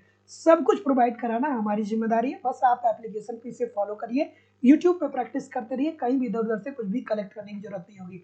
लाइफ टाइम की वैलिडिटी के साथ एडमिशन फीस केवल और केवल 2000 रुपये है। सो सिंपली आप डिस्क्रिप्शन बॉक्स में जाइए, एप्लीकेशन का लिंक दिया गया है, एप्लीकेशन को डाउनलोड करके आप डायरेक्ट भी कोर्स को परचेज कर सकते हैं, या अगर जो वहाँ से नहीं परचेज कर पा रहे हैं तो सिंपली आप मुझे इस नंबर पे कॉल या व्हाट्सएप मैसेज कर सकते हैं किसी भी प्रकार के इंक्वायरी के लिए। ठीक है, तो चलिए अब हम लोग मूव करते हैं अपने सेशन की तरफ। हाँ, क्या उत्तर आ रहा है भाई? गणनात्मक उपयोगिता सिद्धांत का मूलभूत मान्यताएं क्या है? तो जितने लोग भी, अब ये किसने बताया था भैया? गणनावाचक उपयोगिता की बात किसने किया था? तो गणनावाचक उपयोगिता की बात तो मार्शल साहब ने किया था ना। किसने किया था? मार्शल साहब ने किया था। चलिए बताइए। ठीक है, और मार्शल ने ही सबसे पहले कहा था कि उपयोगिता का परिणात्मक माप संभव है, अर्थात उपयोगिता को मापा जा सकता है। ये बात सबसे पहले किसने कही थी? मार्शल के द्वारा ही कही गई थी। ठीक है, चलिए। हाँ, और कोई? ठीक है, ठीक है, तो जितने लोग भी ऑप्शन नंबर यहाँ पे सी बोल रहे हैं कि उपयोगिता मापनीय है तथा परिमाणनीय है। अभी तो मैंने आपको बताया कि इन्होंने कहा कि उपयोगिता को मापा जा सकता है। मुद्रा की सीमांत उपयोगिता वास्तविक आय में परिवर्तनों के साथ परिवर्तित होती है, नहीं इसकी बात नहीं करते, इसकी बात ये नहीं करते। विभिन्न वस्तुओं से उत्पन्न उपयोगिताएं अंतर्निर्भर होती है, नहीं ये भी बात सही नहीं है। और सीमांत उपयोगिता व्यवहार को समझने में अंतः निरीक्षणात्मक पद्धति का उपयोग, बिल्कुल ठीक है, तो ये भी बात सही है। जितने लोग भी ऑप्शन नंबर सी बोल रहे हैं कि सर 1 और 4 दोनों ठीक है, सभी लोग का उत्तर बिल्कुल सही है। अगला, एंजिल वक्र किसकी व्याख्या करता है? एंजिल वक्र बहुत इंपॉर्टेंट प्रश्न है। अगर जो आप पेपर उठा के देखेंगे तो 10 में से कम 5 बार ऐसा होगा कि ये अलग अलग परीक्षाओं में एंजिल साहब से प्रश्न बन करके आता है। ये भी जानना बहुत जरूरी है कि क्या पढ़ना है क्या नहीं पढ़ना है ना। बहुत सारे बच्चों को तो ऐसे पढ़ते हैं कि कभी इधर से पढ़ लिए कभी उधर से पढ़ लिए। एक स्ट्रेटजी होनी चाहिए, दिमाग में चीज़ें होनी चाहिए, ठीक है, कि क्या पढ़ रहे हैं, कहाँ से पढ़ रहे। और अगर जो आपने समष्टि अर्थशास्त्र की समझ विकसित कर ली, ये छोटी छोटी बात मैं बताता हूँ, लेकिन बहुत जरूरी बात मैं आपको बताता हूँ। इकोनॉमिक्स में सभी यूनिट तो आप पढ़ सकते हैं, लेकिन अगर जो समष्टि अर्थशास्त्र पढ़ने की समझ आपने विकसित कर ली तो आप फिर इकोनॉमिक्स में कहीं कोई आपको रोक नहीं पाएगा। एक बात समझ लीजिए, क्योंकि व्यष्टि अर्थशास्त्र और इकोनॉमिक्स के अन्य जितने भी पार्ट होते हैं उसे आप ठीक तरीके से समझ सकते हैं बिना किसी मतलब अगर जो थोड़ा बहुत भी एफर्ट डालेंगे तो समझ सकते हैं। लेकिन जो असली खेल होता है वो होता है समष्टि अर्थशास्त्र में। अगर जो आप इसे समझ गए तो फिर मजा आ जाएगा, फिर इकोनॉमिक्स बच्चों का खेल आपको लगेगा। और इसको समझने के लिए सिस्टमेटिक वे से पढ़ना पड़ेगा। चलिए, क्या उत्तर आ रहा है? क्या उत्तर आ रहा है कि एंजिल वक्र क्या संकेत करता है? ठीक है, तो अभी मैंने आपको बताया ना कि एंजिल साहब जर्मनी के अर्थशास्त्री थे, और इन्होंने लोगों के आय समूह की व्याख्या, इन्होंने लोगों के समूह को लिया, और इन लोगों के समूह को लेते हुए उन्होंने ये बात का अध्ययन किया कि जब लोगों की इनकम में वृद्धि हो रही है, जब लोगों की आय में वृद्धि हो रही है, तो जितने भी लोग हैं सभी लोग 3 प्रकार से अपने उपभोग को परिवर्तित कर रहे हैं। पहला क्या है कि लोग जितनी तेजी से लोगों की आय में वृद्धि हो रही है, उतनी तेजी से भोजन पर होने वाला व्यय में वृद्धि नहीं हो रही है। ठीक है, भोजन पर व्यय मतलब जिस अनुपात में लोगों की आय बढ़ रही है, उतनी तेजी से लोग भोजन पे व्यय को नहीं बढ़ा पा रहे, क्योंकि जाहिर सी बात है 5,000 रुपये आपके पास महीने का है तो भी आप क्या करेंगे कि रोटी सब्जी दाल चावल यही तो खाएंगे। 1,00,000 रुपये हो जाएगा तो भी तो रोटी सब्जी खाएंगे और क्या खाएंगे। ठीक है, तो उन्होंने कहा कि जब लोगों की आय बढ़ रही है तो भोजन पे होने वाला व्यय जो है वो आय की अपेक्षा कम हो रहा है। वही दूसरी कंडीशन में उन्होंने क्या बताया था कि जो मकान है और वो कपड़ा है उस पे होने वाला व्यय का अनुपात स्थिर है। मकान व कपड़ा पे होने वाला व्यय जो है वो स्थिर है। स्थिर होने का मतलब कि जिस अनुपात में आय बढ़ रहा है उसी अनुपात में उपभोग व्यय बढ़ रहा है मकान और कपड़े पर। ठीक है, उसके बाद तीसरी कंडीशन में बताते हैं कि जितनी तेजी से लोगों की आय बढ़ रही है उससे कहीं ज्यादा तेजी से लोग शिक्षा पे और मनोरंजन पे खर्च कर रहे हैं। ये सारी बातें ठीक है भाई। अभी आपको 70,000 रुपये सैलरी मिलने लगेगी तो आप जा करके 10 लाख रुपए की गाड़ी फाइनेंस करा लेंगे। इसका मतलब क्या, जितनी आपकी इनकम हो रही है उससे ज्यादा आप खर्च कर रहे हैं। तो क्या उत्तर आ रहा है? ठीक है, तो जितने लोग भी बी बोल रहे हैं सभी। अब कुछ लोग कहेंगे सर जी मनोरंजन पे कैसे, तो मनोरंजन पे ऐसे होता है भाई। मनोरंजन पे कैसे होगा, तो जैसे बहुत सारे लोगों को आपने देखा होगा कि जो बहुत अमीर होते हैं उनके घरों में क्या होता है कि चलो उन घरों की महिलाएं बोलती है कि आज खाना बनाने को मन नहीं करता है, तो जो घर का मुखिया होता है वो कहता है कि चलो परिवार के सभी लोग आज बाहर पिक्चर देखा जाएगा, मूवी देखा जाएगा और बाहर से ही खा के आएंगे। तो अगर जो बढ़िया किसी थिएटर में चले गए तो पर हेड कम से कम 500 से 700 रुपये एक लोग का लगता है, तो 7-8 मेंबर है तो सोचिए कितना खर्च होगा। लेकिन क्या उनकी इनकम इस तरीके से है? हो सकता है कि वो दिन भर का 2,000 रुपये कमा रहे हो, लेकिन जब मूवी देखने जा रहे हैं तो 5,000 खर्च करके आ रहे हैं। तो मनोरंजन पे और शिक्षा पे व्यय जो होगा वो बढ़ेगा। बहुत अच्छे अच्छे लोग हैं जिनकी इनकम बहुत ज़्यादा है, वो भी अपने बच्चों को विदेश में ले जा करके पढ़ाते हैं। या हर पेरेंट्स जो है वो अपनी औकात से बढ़ करके अपने बच्चों पे पैसा खर्च करता है। बात तो ये भी ठीक है। तो एंजिल साहब जो भी कहते हैं वो बात उनकी 100% ठीक है। अगला, चाय और कॉफी क्या है? चाय और कॉफी, महामैराथन की क्लास कब ली जाए भाई बताइए? महामैराथन की क्लास कब ली जाए? हाँ, क्या उत्तर आ रहा है भाई? चलिए, ऑप्शन नंबर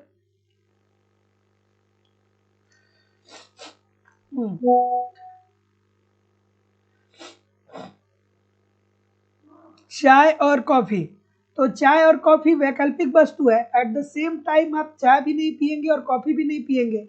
जब आप कहीं जाते हैं तो आपसे यही पूछा जाता है कि आप चाय पीना पसंद करेंगे कि कॉफी पीना पसंद करेंगे।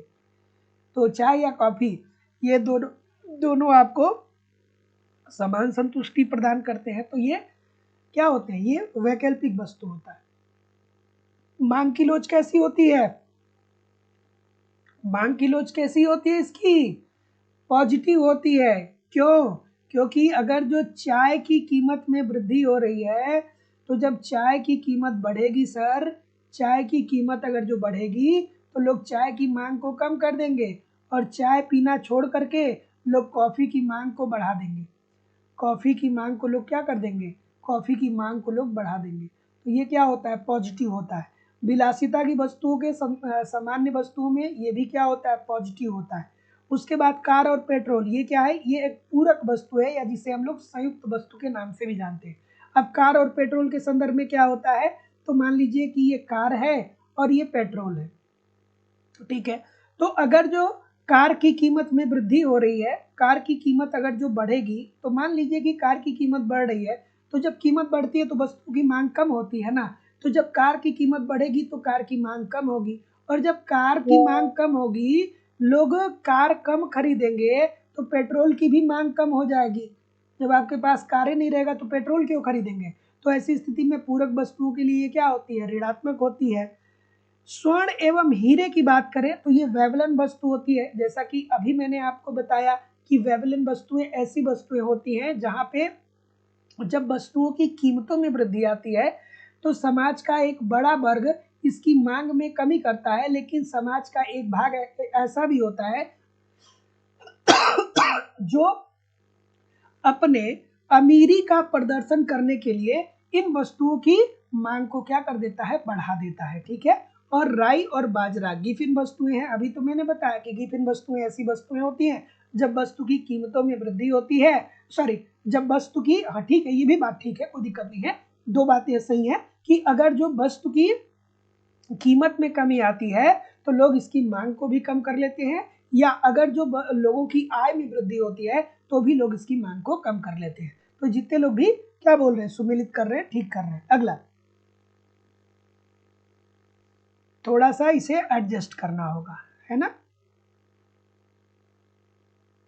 निम्नलिखित कथनों पे विचार करिए और विचार करके बताइए क्या उत्तर आ रहा है सर।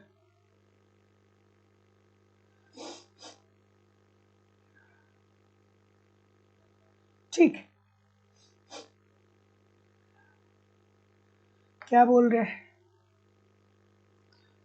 और इस बार परीक्षा होगा तो जो लोग भी इतने दिनों से लगातार पढ़ रहे हैं, आप लोगों से मेरी भी बहुत उम्मीद है।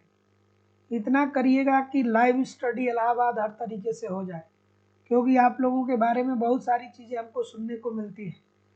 बहुत अच्छे अच्छे लोग, बहुत बढ़िया बढ़िया लोग हैं जो मुझसे कभी बात करते हैं तो कहते हैं कि सर, आप आपकी जब क्लास होती है और आपके क्लास में जो लगातार पढ़ने वाले बच्चे हैं, जब वो कहीं और दूसरे प्लेटफॉर्म पे जाते हैं तो केवल और केवल वही हावी होते हैं और कोई नहीं होता है, बाकी तो सब इधर उधर हो जाते हैं। लेकिन जब ये लाइव स्टडी इलाहाबाद की झुंड जहाँ पे पहुँच जाती है, वहाँ पे ये मतलब इनकी अलग ही एक छवि होती है। तो मुझे भी बहुत खुशी मिलती है कि मैं आप लोगों के साथ इतना लगा हूँ, इतना प्रयास कर रहा हूँ, और आप लोग भी इतना तन्मयता के साथ मुझे पढ़ रहे हैं, इतना ईमानदारी के साथ मुझे पढ़ रहे हैं। और आप अगर जो मेहनत कर रहे हैं तो निश्चित तौर पे जिसने भी ज़िंदगी में मेहनत किया है, किसी की भी मेहनत बेकार नहीं गई है। बशर्ते सच्चे मन से मेहनत करेंगे तो निश्चित तौर पे आपको सफलता मिलने वाली है। क्या उत्तर आ रहा है भाई? कि निम्नलिखित कथनों पे आप ध्यान दीजिए और ध्यान दे करके बताइए कि कौन सी बातें ठीक है। चलिए देखते हैं, ध्यान देते हैं कि सामान्य वस्तुओं के मामले में आय प्रभाव धनात्मक होता है। तो ये तो बात बिल्कुल ठीक है कि सामान्य वस्तुओं के संदर्भ में आय प्रभाव धनात्मक होता है। अर्थात जब आय प्रभाव धनात्मक होने का मतलब क्या होता है कि जब जब आपकी आय में वृद्धि होती है तो आय में वृद्धि होने के साथ साथ आप वस्तुओं की मांग को भी बढ़ा देते हैं। ठीक है, वस्तुओं की मांग को भी आप बढ़ा देते हैं, तो इसे कहते हैं कि आय प्रभाव धनात्मक है। और सामान्य वस्तुएं मतलब जो आपकी लाइफ में हमेशा प्रयोग में आती है। उत्कृष्ट वस्तुओं के मामले में आय प्रभाव शून्य होता है। अरे नहीं सर, उत्कृष्ट वस्तुओं के संदर्भ में शून्य नहीं होता है, पॉजिटिव होता है विलासिता वस्तुओं के संदर्भ में। क्यों? क्योंकि जितनी तेजी से आपकी आय बढ़ती है उससे कहीं ज्यादा तेजी से आप उपभोग पर व्यय करते हैं, तो ये तो पॉजिटिव होती है ना विलासिता वस्तुओं के संदर्भ में। अगला, सारी गिफिन वस्तुएं निकृष्ट वस्तुएं होती है, परंतु सारी निकृष्ट वस्तुएं गिफिन वस्तुएं नहीं होती है। बिल्कुल ये बात 100% आपकी ठीक है, ये बार बार मैं बताता हूँ। और निकृष्ट वस्तुओं के मामले में आय प्रभाव ऋणात्मक होता है, बिल्कुल सही है। तो जितने लोग भी डी बोल रहे हैं सभी लोग का उत्तर यहाँ पे बिल्कुल ठीक हो जाएगा।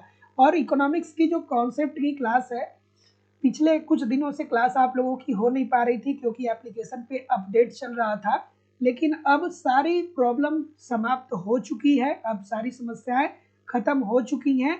मंडे से आप लोग अपने अपने बैच में, जहां पहले आप लोग लाइव क्लास ज्वाइन करते थे, उसी तरीके से उसी समय पे मंडे से सभी लोग क्लास को ज्वाइन करना शुरू कर दीजिएगा।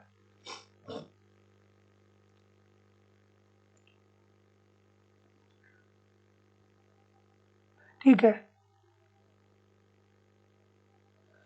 क्या उत्तर आ रहा है? मार्शल का उपभोक्ता व्यवहार सिद्धांत आधारित है। अभी तो कुछ देर पहले बात हुई थी। मार्शल की अब मान्यताओं को पढ़ना चाहिए, ठीक है, मार्शल की मान्यताओं को पढ़ना चाहिए। उपभोक्ता विवेकपूर्ण होता है, उपयोगिता का संख्यात्मक माप संभव है, बिल्कुल ठीक है। क्रमागत उपयोगिता ह्रास नियम की भी ये बात करते हैं। तो क्या उत्तर आ रहा है? तो जितने लोग भी बोल रहे हैं सर जी सी योगात्मक उपयोगिताओं की परिकल्पना पे आधारित है, बिल्कुल ठीक है, और स्वतंत्र उपयोगिताओं के परिकल्पना पे भी आधारित है। तो ए और बी जितने लोग भी बोल रहे हैं सभी लोग का उत्तर बिल्कुल ठीक हो जाएगा। अगला कि उपभोक्ता उस बिंदु पर अपना संतुलन प्राप्त करता है जहां पे, अब आप इकोनॉमिक्स पढ़ते हैं तो आप एक उपभोक्ता के संतुलन को पढ़ते हैं और दूसरा आप क्या पढ़ते हैं, एक उपभोक्ता को के संतुलन को आप पढ़ते हैं और दूसरा आप किसको पढ़ते हैं, एक उपभोक्ता के संतुलन को आप पढ़ते हैं और दूसरा आप किसको पढ़ते हैं।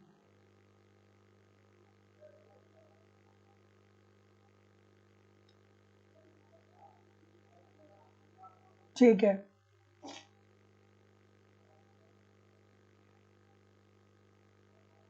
हाँ, एक उपभोक्ता के संतुलन को पढ़ते हैं और एक आप उद्योग के संतुलन को पढ़ते हैं, ठीक है। तो उपभोक्ता कब संतुलन की अवस्था में होगा,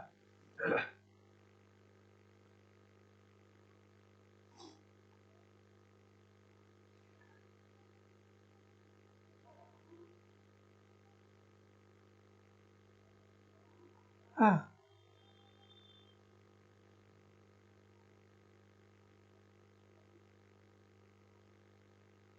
क्या उत्तर होगा भाई? तो जितने लोग भी ऑप्शन नंबर डी बोल रहे हैं कि यदि सीमांत उपयोगिता बराबर हो जाती है कीमत के, तभी क्या होता है, उपभोक्ता संतुलन की स्थिति में होता है, अर्थात MUX is equal to PX वाली कंडीशन आपको पता है तो आप इस प्रश्न को आसानी से कर पाएंगे। Option number D according to the question this is the right answer हो जाएगा। अगला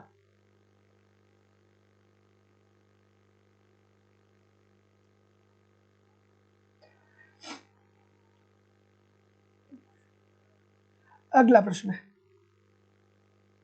कि अनिश्चित परिणामों के बीच चयन करने वाला एक विवेकपूर्ण उपभोक्ता अपना चयन करेगा। जैसे मान लीजिए कि आप लोगों के पास जो भी इनकम है, जो भी पैसा है, तो भाई मार्केट में तो हजारों और लाखों वस्तुएं पड़ी हुई हैं, पूरी जिंदगी भर भी आप खरीदारी करेंगे तो भी आप सभी वस्तुओं को खरीद नहीं पाएंगे। तो मार्केट में तो बहुत सारी वस्तुएं हैं, लेकिन फिर भी आप क्या करते हैं कि उसमें से कुछ वस्तुओं को ही आप परचेज करते हैं। यही आपसे पूछा जा रहा है कि अनिश्चित परिणाम मतलब अर्थव्यवस्था में तो बहुत सारी वस्तुएं हैं, असंख्य वस्तुएं, अनिश्चित परिणामों के बीच चयन करने वाला एक विवेकपूर्ण उपभोक्ता अपना चयन करेगा। तो आप अगर जो विवेकपूर्ण है तो आप कैसे चयन करेंगे? अब इसमें कोई बहुत बड़ा इकोनॉमिक्स है क्या? इसमें कोई बहुत बड़ा इकोनॉमिक्स है क्या? अगर जो मान लीजिए कि 5,000 रुपया आपके पास है, ठीक है, और आपके घर में चावल नहीं है, आपके घर में तेल नहीं है, आपके घर में सब्जी नहीं है, तो आप क्या करेंगे कि चावल खरीदेंगे, तेल खरीदेंगे, आटा खरीदेंगे, सब्जी खरीदेंगे, यही ना 5,000 रुपया इसी में खर्च करेंगे ना। तो आप अपनी उपयोगिता को अधिकतम करेंगे, ऐसा नहीं करेंगे कि 5,000 रुपये है तो चलो एक शाम किसी अच्छे रेस्टोरेंट में बैठ करके और 5,000 रुपये का डिनर कर लो, ऐसा तो आप बिल्कुल नहीं करेंगे। तो उपभोक्ता जो होता है वो हमेशा विवेकपूर्ण होता है और उसके पास अनिश्चित परिणाम होते हैं, खरीदने के लिए बहुत सारी चीजें होती हैं, लेकिन खरीदता उसी को है जो उसके लिए सबसे ज्यादा उपयोगी होता है, अर्थात अपेक्षित उपयोगिता के आधार पे। Option number B. अगला कि किस अर्थव्यवस्था में उपभोक्ता, किस अर्थव्यवस्था को होना चाहिए, उपभोक्ता को सम्राट कहा जाता है। किस अर्थव्यवस्था, ठीक है, किस अर्थव्यवस्था में उपभोक्ता को सम्राट कहा जाता है?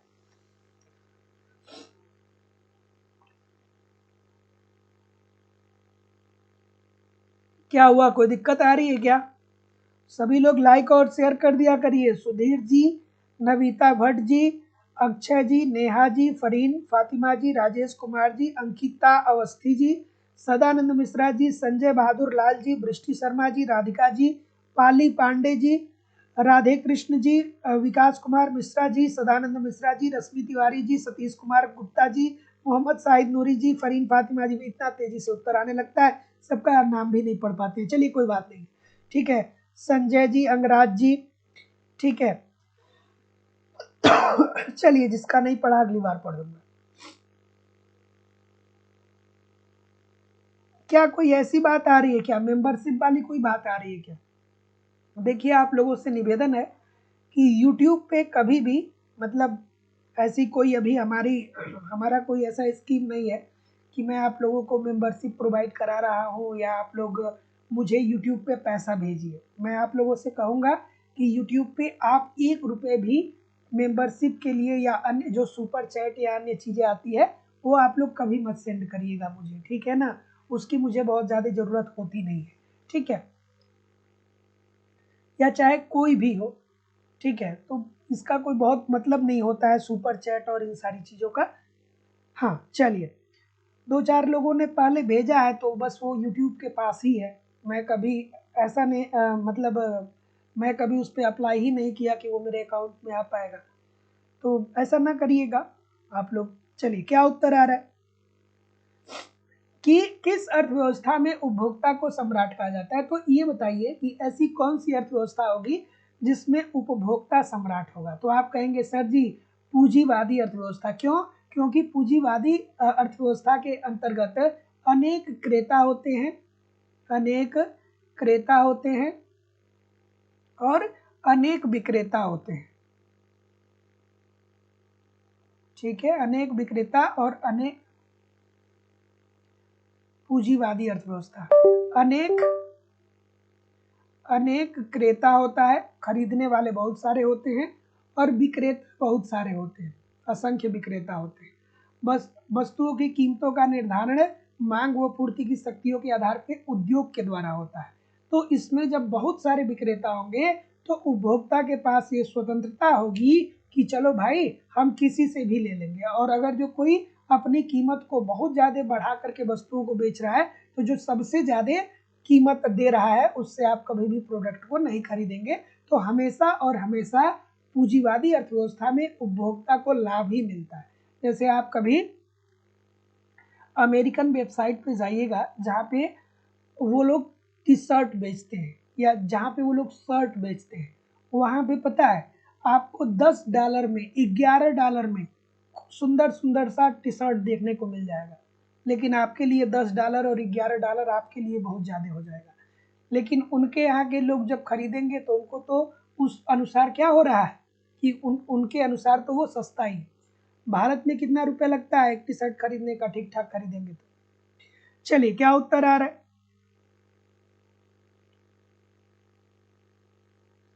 ठीक है, ठीक है।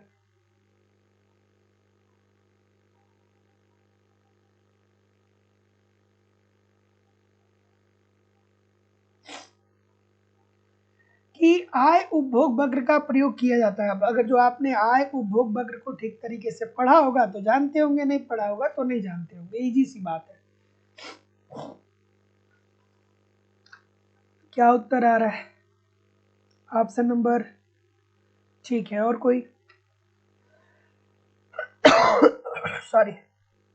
तो जितने लोग भी क्या बोल रहे हैं, ठीक, सी बोल रहे हैं कि सर बचत तथा उपभोग, जब हम लोग आय उपभोग वक्र की बात करते हैं तो उसमें यही तो देखते हैं ना कि लोगों की जो बचत है वो क्या है और लोगों का उपभोग क्या है। और साथ ही साथ हम लोग जोखिम एवं प्रतिभूतियों के आय की भी बात करते हैं। तो जितने लोग भी सी बोल रहे हैं, 3 और 4 बोल रहे हैं, सभी लोग का उत्तर बिल्कुल ठीक हो जाएगा। अब ऐसे प्रश्नों के लिए देखिए आपको कॉन्सेप्ट पढ़ना पड़ेगा। अब एक लाइन में, 2 लाइन में इन सारी चीज़ों को समझाया नहीं जा सकता है, कॉन्सेप्ट पढ़ना पड़ेगा। अगला प्रश्न है कि आय प्रभाव मांग की मात्रा के उस परिवर्तन को कहा जाता है जो पूर्णतः आय में परिवर्तन के परिणाम स्वरूप उत्पन्न होता है, जबकि दोनों वस्तुओं की कीमतें स्थिर रहती है। उपरोक्त कथन किससे संबंधित है? हाँ, क्या उत्तर आ रहा है भाई? ऑप्शन नंबर, सी बोल रहे हैं, बी बोल रहे हैं। तो मैं इतना मेहनत से पढ़ा रहा हूँ, मेरी तबीयत भी ठीक नहीं है, फिर भी पढ़ा रहा हूँ, आप लोग लाइक शेयर क्यों नहीं करते यार? लाइक शेयर क्यों नहीं कर रहे हैं? इतने सारे लोग जुड़े हैं, लाइक शेयर क्यों नहीं कर रहे हैं? सभी लोग एक बार वीडियो को लाइक और शेयर कर दीजिए। इतने सारे लोग क्लास देख रहे हैं, फिर भी लाइक और शेयर की संख्या बहुत कम है।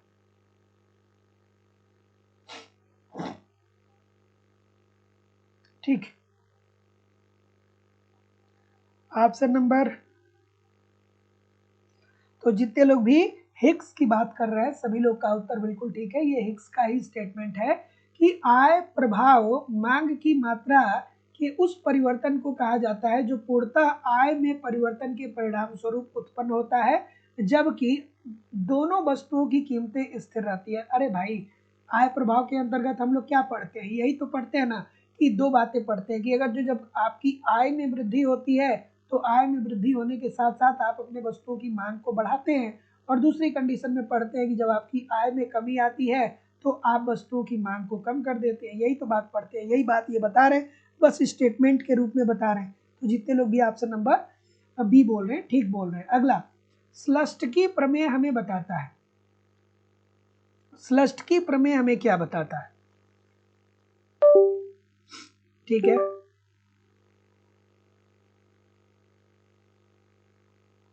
ठीक है। तो देखिए, अभी मैं स्लस्ट की प्रमेय आपको बताया था कुछ देर पहले कि स्लस्ट की प्रमेय के अंतर्गत ये कहा गया कि लोगों की वास्तविक आय को स्थिर रखने के लिए, लोगों की वास्तविक आय को स्थिर रखने के लिए उनके पास मुद्रा की इतनी मात्रा रहने दिया जाए ताकि अगर जो वस्तुओं की कीमतों में वृद्धि हो रही है तो भी वो उन्हीं वस्तुओं के संयोगों को परचेज कर पाए जो पहले से वो परचेज करते हुए आ रहे हैं। ठीक है, इट मीन्स स्लस्टकीय प्रमेय हमें ये बताता है कि लोगों की वास्तविक आय को स्थिर रखने के लिए, लोगों की वास्तविक आय को स्थिर रखने के लिए लोगों के पास मुद्रा की मात्रा इतनी छोड़ दिया जाए कि वस्तुओं की कीमतों में भी अगर जो वृद्धि हो जाती है तो भी वो पहले जितना वस्तुओं को परचेज करते थे, खरीदते थे, उसी प्रकार के संयोग को अभी भी चुन सके, परचेज कर पाए। तो जितने लोग भी ऑप्शन नंबर डी बोल रहे हैं कि मूल्य प्रभाव तथा प्रतिस्थापन प्रभाव तथा आय प्रभाव में वियोजन, अभी सब विस्तार से कुछ देर पहले इसको मैंने बताया था। अगला प्रश्न है कि सीमांत उपयोगिता ह्रास नियम क्या बताता है? सीमांत उपयोगिता ह्रास नियम की बात सर्वप्रथम किसने कहा था? गोसेन ने किया था, इसीलिए इसे गोसेन का प्रथम नियम कहा जाता है। ठीक है, सीमांत उपयोगिता ह्रास नियम को विकसित किसने किया था? तो विकसित करने का जो श्रेय जाता है वो जाता है आपके मार्शल साहब को। ठीक है, और सीमांत उपयोगिता ह्रास नियम क्या बताता है कि जैसे जैसे किसी वस्तु की उत्तरोत्तर इकाइयों को बढ़ाते चले जाते हैं उससे मिलने वाली उपयोगिता कम होने लगती है, और जब उससे मिलने वाली उपयोगिता कम होने लगती है तो आप उसकी मांग को क्या कर देते हैं? कम कर देते हैं। सीमांत उपयोगिता ह्रास नियम क्या बताता है कि जैसे जैसे किसी वस्तु की उत्तरोत्तर इकाइयों को आप बढ़ाते चले जाते हैं उससे मिलने वाली उपयोगिता कम होने लगती है, और जब उससे मिलने वाली उपयोगिता कम होने लगती है तो आप उस वस्तु की मांग को कम कर देते हैं। जैसे कि उदाहरण के तौर पे मैं आपको बताऊं कि अगर जो आपको बहुत तेज भूख लगी है तो जब आपके सामने आपको एक रोटी खाने को मिल जाएगा ना तो वो आपके लिए सबसे ज्यादा महत्वपूर्ण होगा। क्यों क्यों सबसे ज्यादा महत्वपूर्ण होगा? क्योंकि जब दूसरी रोटी आपके सामने आएगी ना तो अब आपकी थोड़ी बहुत भूख मिट चुकी होगी क्योंकि आपने एक रोटी का उपभोग ऑलरेडी कर लिया। ठीक है, तो एक रोटी का आपने पहले अगर जो आपको बहुत ज्यादा भूख लगी है तो पहली रोटी आपके सामने आएगा तो आपके लिए बहुत महत्वपूर्ण होगा। दूसरी रोटी आएगा तो पहले से कम महत्वपूर्ण होगा। क्यों कम महत्वपूर्ण होगा? देखिए, पहली रोटी जब आपके सामने आएगी तो ये आपके लिए सबसे ज्यादा महत्वपूर्ण होगी। दूसरी कम महत्वपूर्ण होगी क्योंकि पहली ने आपकी थोड़ी सी भूख को खत्म कर दिया। तीसरी और कम महत्वपूर्ण होगी क्योंकि अब दो रोटी आपने खा लिया है तो आपकी भूख और खत्म हो गई है। चौथी रोटी आपके पास आएगी तो वो और कम महत्वपूर्ण होगी, और एक समय ऐसा आएगा जब 4-5 रोटी का उपभोग आप कर लेंगे तो कहेंगे कि अब हमको रोटी की जरूरत नहीं है। अब आपके सामने अगर जो 500 रोटी रख दी जाए तो भी आप एक रोटी भी छुएंगे नहीं, और यहाँ पे आप क्या करेंगे कि रोटी की मांग को कम कर देंगे। यही बताता है सीमांत उपयोगिता ह्रास नियम, जिसे गोसेन का प्रथम नियम कहा जाता है, और इसे विकसित करने का श्रेय मार्शल को जाता है। गोसेन का प्रथम नियम इसलिए कहा जाता है क्योंकि सर्वप्रथम इसकी बात गोसेन साहब ने ही किया था। और क्या कहा था कि जैसे जैसे किसी वस्तु की उत्तरोत्तर इकाइयों को बढ़ाया जाएगा उससे मिलने वाली उपयोगिता कम होने लगेगी। क्या उत्तर होगा भाई? ऑप्शन नंबर डी बोल रहे हैं। और कोई डी के अलावा कोई नहीं है? देखिए कितने सारे लोग गलत कर रहे हैं। बी में क्या दिया गया भाई? व्यक्त करता है कि मांग वक्र नीचे की ओर गिरता हुआ क्यों होता है। ये भी तो बात सही है, ये बात भी तो सही है, ये बात भी सही है, और ये बात भी सही है। उपरोक्त में से कोई नहीं। अब एक चीज यहाँ पे देखिएगा एक चीज देखिएगा, अगर जो हम लोग आयोग के उत्तर की बात करें ना, तो आयोग ने इसमें ऑप्शन नंबर डी माना है। और आयोग का ये कहना था कि मांग वक्र नीचे गिरता है, इसका कारण सीमांत उपयोगिता ह्रास नियम होता है। सीमांत उपयोगिता ह्रास नियम यह नहीं व्यक्त करेगा कि मांग वक्र नीचे की तरफ क्यों गिरता है। मांग वक्र नीचे की तरफ गिरने के कई सारे कारण होते हैं। मांग वक्र नीचे की तरफ गिरता है इसका एक कारण थोड़ी होता है सीमांत उपयोगिता ह्रास नियम, कई कारण होते हैं। तो उस आधार पे उन्होंने ऑप्शन नंबर डी माना है। लेकिन इसका कहीं कहीं पे एक जगह शायद छत्तीसगढ़ में या कहीं अन्य जगह परीक्षा हुई थी, तो असिस्टेंट प्रोफेसर में इसका ऑप्शन नंबर बी माना गया था। ठीक है, तो ये कंफ्यूजन वाली स्थिति है। और अब हमारी समस्या अगर जो आगे आयोग इस प्रश्न को बनाएगा भी, तो वो ऑप्शन नंबर डी को ही लेकर के चलेंगे। इस बात को समझिएगा, है ना। तो ऑप्शन नंबर डी। अगला चलिए कि यदि एक्स बस, देखिए इकोनॉमिक्स में जितने भी पेपर हुए हैं, अब हम लोग के सामने समस्या ये होती है कि कई प्रश्न ऐसे हैं जो इकोनॉमिक्स के अनुसार गलत है, लेकिन फिर भी आयोग उसका उसका उत्तर एक ही तरीके से मानते आया है।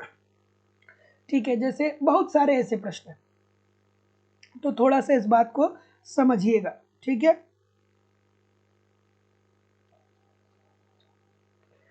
ठीक है, क्या उत्तर आ रहा है?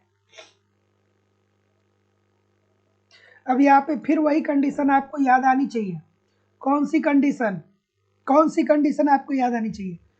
M U X upon M U Y is equal to P X upon P Y. अगर जो कॉन्सेप्ट आपने पढ़ा है तो ये वाली कंडीशन जब याद आ जाएगी तो आप बड़े आसानी से इस प्रश्न को सही कर सकते हैं। तो यदि x वस्तु की अंतिम इकाई के उपभोग से प्राप्त सीमांत उपयोगिता y वस्तु की अंतिम इकाई के उपभोग से प्राप्त सीमांत उपयोगिता के 2 गुना है, ये देखिए 2 गुना है, तब ऐसी स्थिति में उपभोक्ता संतुलन की स्थिति में क्या होगा? तो x वस्तु की कीमत y वस्तु की कीमत से क्या हो जाएगी?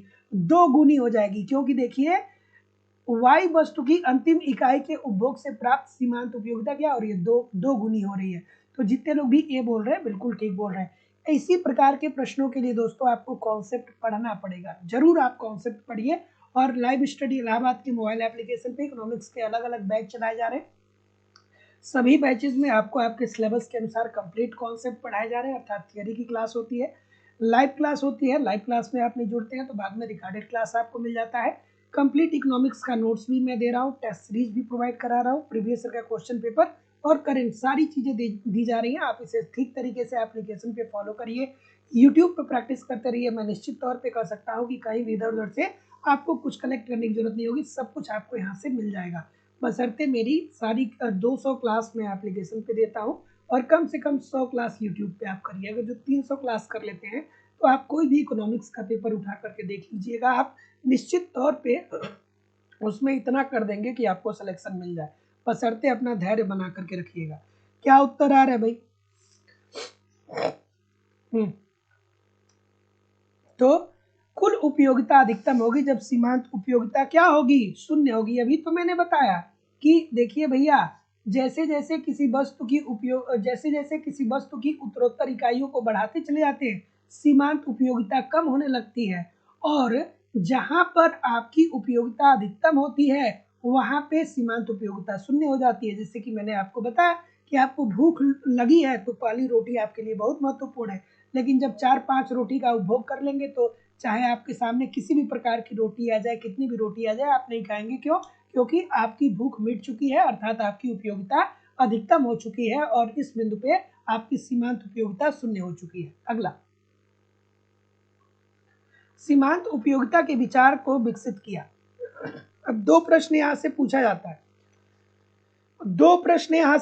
जाता है, बहुत महत्वपूर्ण, बार बार पूछा जाता है, थोड़ा आराम से करिए,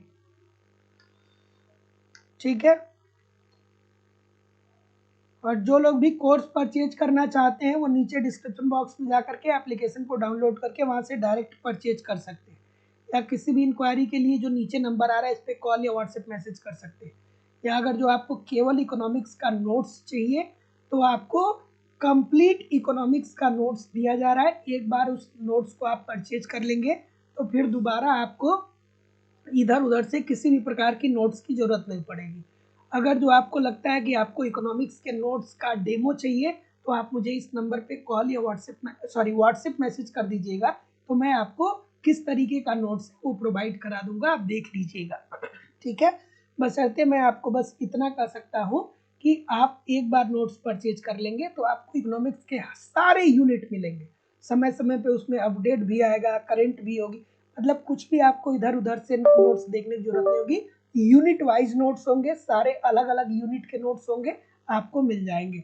चलिए,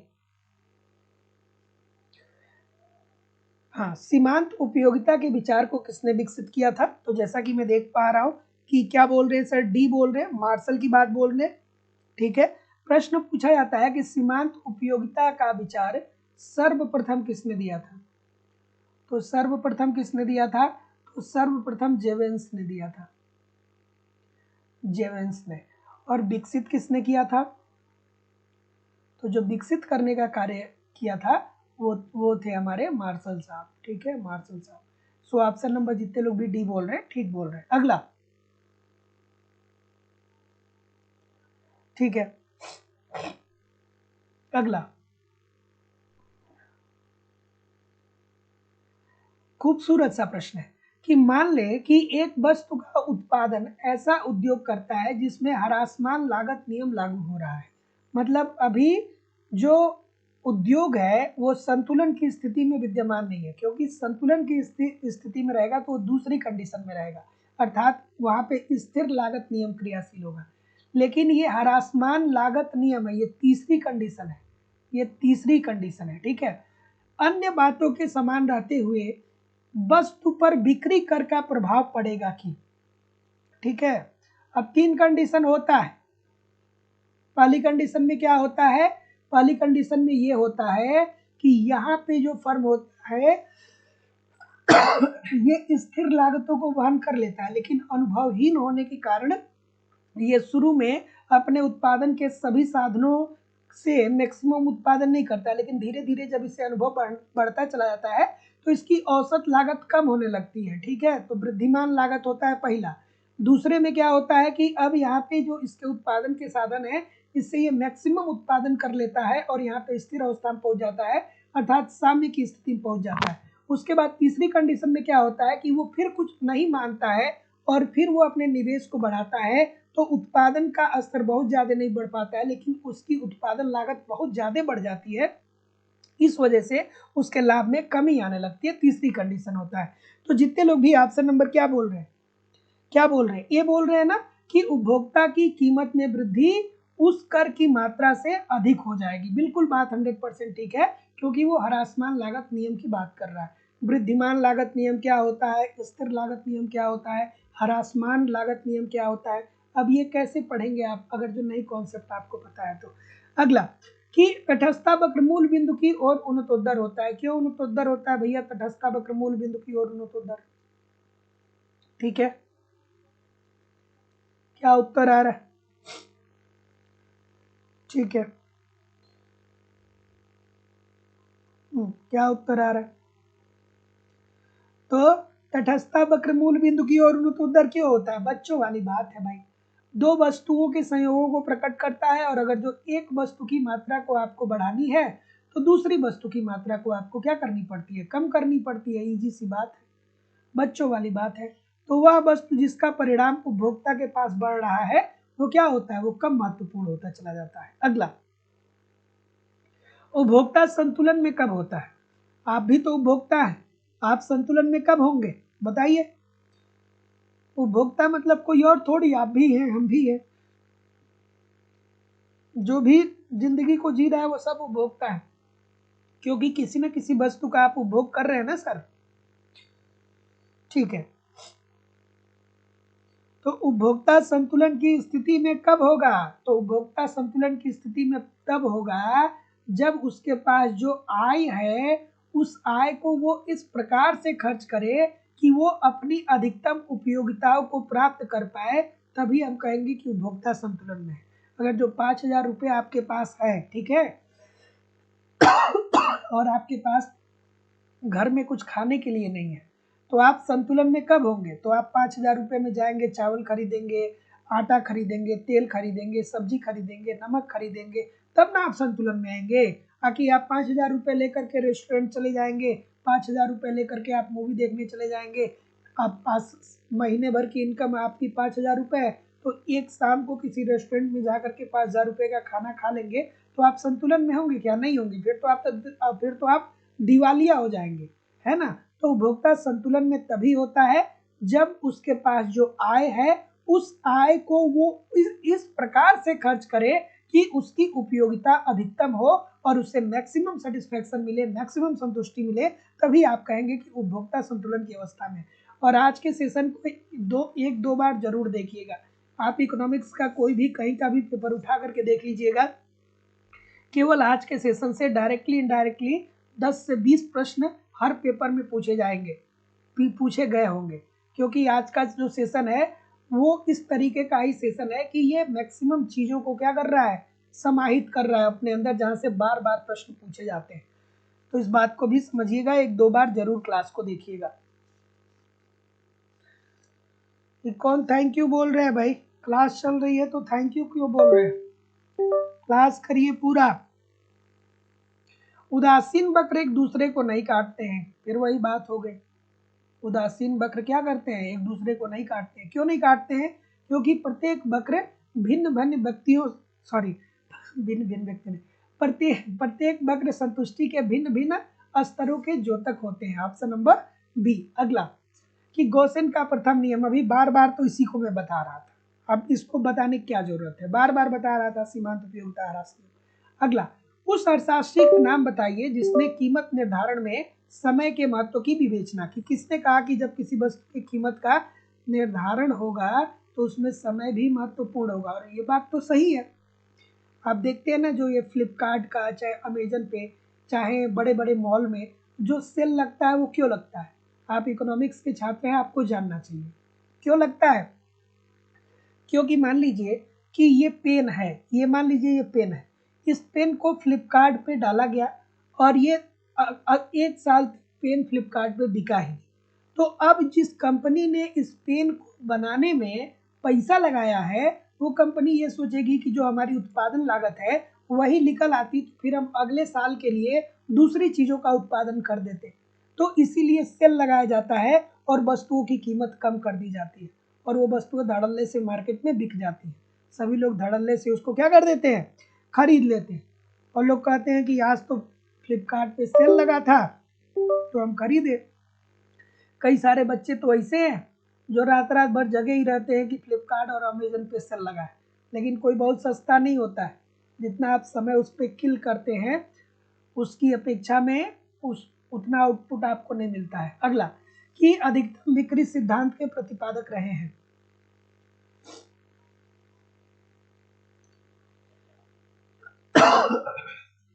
किसने कहा कि अधिकतम लाभ, एक फर्म को अधिकतम लाभ की तरफ नहीं देखना चाहिए, उसे अधिकतम वस्तुओं को बेचना चाहिए, ठीक है, क्योंकि अगर जो अधिकतम वस्तुओं को बेचा जाएगा तो लाभ अधिकतम हो ही जाएगा।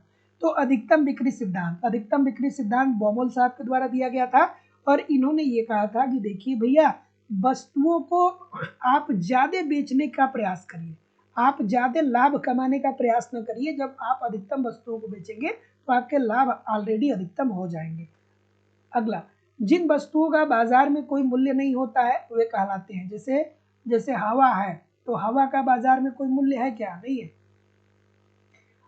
ऑक्सीजन का कोई बाजार में मूल्य है क्या? ठीक है, चलिए, कोई मूल्य है क्या? नहीं है ना, आप लेते हैं ना ऑक्सीजन को। चलिए बताइए, तो इसे हम कहेंगे अनआर्थिक वस्तु, मतलब जिसमें कोई अर्थ नहीं लगा हुआ है। अगला, कि यदि परिवार की आय एवं दो वस्तुओं की कीमतें दी हुई हो तो उन वस्तुओं के विभिन्न सम्मिश्रण जिसे प्राप्त किया जाता है को प्रदर्शित करने वाली रेखा कहलाती है। बच्चों वाला प्रश्न, क्या उत्तर आ रहा है भाई?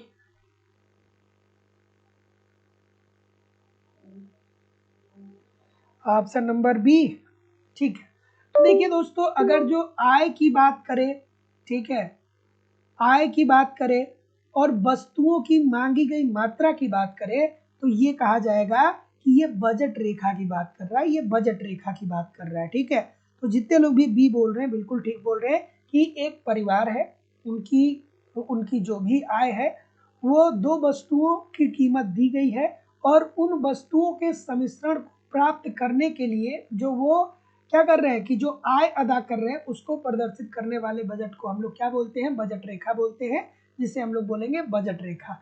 अगला प्रश्न, जैसे आसान भाषा में कहें तो परिवार में होता है ना कि परिवार के लोग, जैसे परिवार का जो मुखिया होता है, आप कहिए कि भाई 10 लाख रुपए की कार हमें खरीदनी है या 20 लाख रुपए की कार हमें खरीदनी है, तो जो परिवार का मुखिया होगा कहेगा ये हमारे बजट का नहीं है, जब तुम कमाना या तुम कमानी तो तुम कमाना या तुम जब कमाओगी तो खरीद लेना, है ना। तो जितने लोग भी बी बोल रहे हैं बिल्कुल ठीक बोल रहे हैं। अगला, कोई भी प्रश्न नहीं है, कमेंट करके बताइए कितने प्रतिशत प्रश्न आपके सही हुए। और दोस्तों, आप लोगों की इकोनॉमिक्स की दूसरी क्लास लाइव स्टडी इलाहाबाद के मोबाइल एप्लीकेशन पे होती है, जहां पर एक रणनीति के मुताबिक आपको इकोनॉमिक्स के सारे कंटेंट सिंपल सटीक साधारण भाषा में दिए जाते हैं। यहाँ पे इकोनॉमिक्स के अलग अलग बैच हैं और सभी बैचेज में आपको आपके सिलेबस के अनुसार ही सारी चीज़ें प्रोवाइड की जाती हैं। जैसे कि आपको उत्तर प्रदेश में टीजीटी पीजीटी के लिए बैच मिल जाएगा, बिहार में TGT PGT, UGC net, Jharkhand में TGT PGT, jet, Madhya Pradesh में सेट और टेट के लिए, उत्तराखंड में लेक्चरर और एलटी के लिए, अलग अलग राज्यों में LT grade, GIC lecturer, assistant professor और अन्य परीक्षाओं के लिए अलग अलग बैच मिल जाएंगे। और सभी बैचेज में आपको आपके सिलेबस के अनुसार इकोनॉमिक्स के कंप्लीट कॉन्सेप्ट पढ़ाए जा रहे हैं, अर्थात इसकी थियरी की क्लास होती है। थियरी पढ़ना बहुत जरूरी है, जब तक आपकी थियरी कंप्लीट नहीं होती है तब तक सभी प्रकार के प्रश्नों को सॉल्व करने में बहुत सारी कठिनाइयों का आपको सामना करना पड़ता है। इसकी लाइव क्लास होती है, लाइव क्लास में आप नहीं जुड़ते हैं तो बाद में आपको रिकॉर्डेड क्लास मिल जाती है, सिंपल सटीक साधारण भाषा में कंप्लीट आपको इकोनॉमिक्स पढ़ाया जा रहा है। साथ ही साथ कंप्लीट आपको इकोनॉमिक्स का नोट्स भी दिया जा रहा है, मेरी खुद की हैंड राइटिंग का मैं नोट्स आपको दे रहा हूँ, ताकि आप एक तरफ कॉन्सेप्ट को पढ़िए और दूसरी तरफ नोट्स के माध्यम से रिविजन करते रहिए। आपको यहाँ पे टेस्ट सीरीज भी मिल रहा है, ताकि आप टेस्ट दीजिए, देखिए कि गलती कहाँ पे हो रही है, गलती क्यों हो रही है, कितना तैयार हैं आप परीक्षा के लिए, ताकि आपको समझ में आए और जो भी गलती हो रही है उसको सुधारिए, फिर अगला टेस्ट दीजिए जिससे आपकी एक्यूरेसी बेहतर हो पाए। आपको यहाँ पे प्रीवियस ईयर के क्वेश्चन पेपर दिए जा रहे हैं, डायरेक्टली इनडायरेक्टली बहुत सारे क्वेश्चन प्रीवियस ईयर से पूछे जाते हैं और करंट की भी क्लासेस आपको करवाई जा रही है, मतलब सब कुछ मेरे द्वारा कवर कराया जा रहा है, आपको अलग से कुछ भी कलेक्ट करने की जरूरत नहीं होगी। कोर्स की वैलिडिटी लाइफ टाइम होगी, इट मीन्स अगर जो आप एक बार कोर्स परचेज करते हैं तो आप वर्तमान में तो पढ़ेंगे ही पढ़ेंगे, साथ ही साथ जब भी कोई नई वैकेंसी आती है और उसके लिए जब भी कोई नया बैच प्रारंभ होगा आपको ऑटोमेटिक ऐड कर दिया जाएगा, आपको अलग से फीस सबमिट करने की जरूरत नहीं होगी। तो आप डिस्क्रिप्शन बॉक्स में जाइए, एप्लीकेशन का लिंक दिया गया, एप्लीकेशन को डाउनलोड करके वहां से डायरेक्ट आप कोर्स को परचेज कर सकते हैं, या अगर जो आप डायरेक्ट कोर्स को नहीं परचेज कर पा रहे हैं या तो आप मुझे इस नंबर पे कॉल कर लीजिए या व्हाट्सएप मैसेज कर लीजिए। आप किसी भी प्रकार की इंक्वायरी करना चाहते हैं तो इस नंबर पे कॉल या व्हाट्सएप मैसेज मुझे जरूर करें। अगर जो आपको अलग से केवल इकोनॉमिक्स का नोट्स चाहिए तो वो भी अवेलेबल हो जाएगा। So thank you very much everybody, मिलते हैं हम लोग नेक्स्ट क्लास में, तब तक के लिए आप पढ़ते रहिए, आगे बढ़ते रहिए। नमस्कार, धन्यवाद। जाते जाते चैनल को सब्सक्राइब कर लीजिए और बेल आइकन को जरूर सभी लोग दबा लीजिएगा, बेल आइकन को दबा लेंगे तो आपको नोटिफिकेशन मिलने लगेगा। तो मिलते हैं नेक्स्ट क्लास में, तब तक के लिए आप पढ़ते रहिए, आगे बढ़ते रहिए। नमस्कार, धन्यवाद।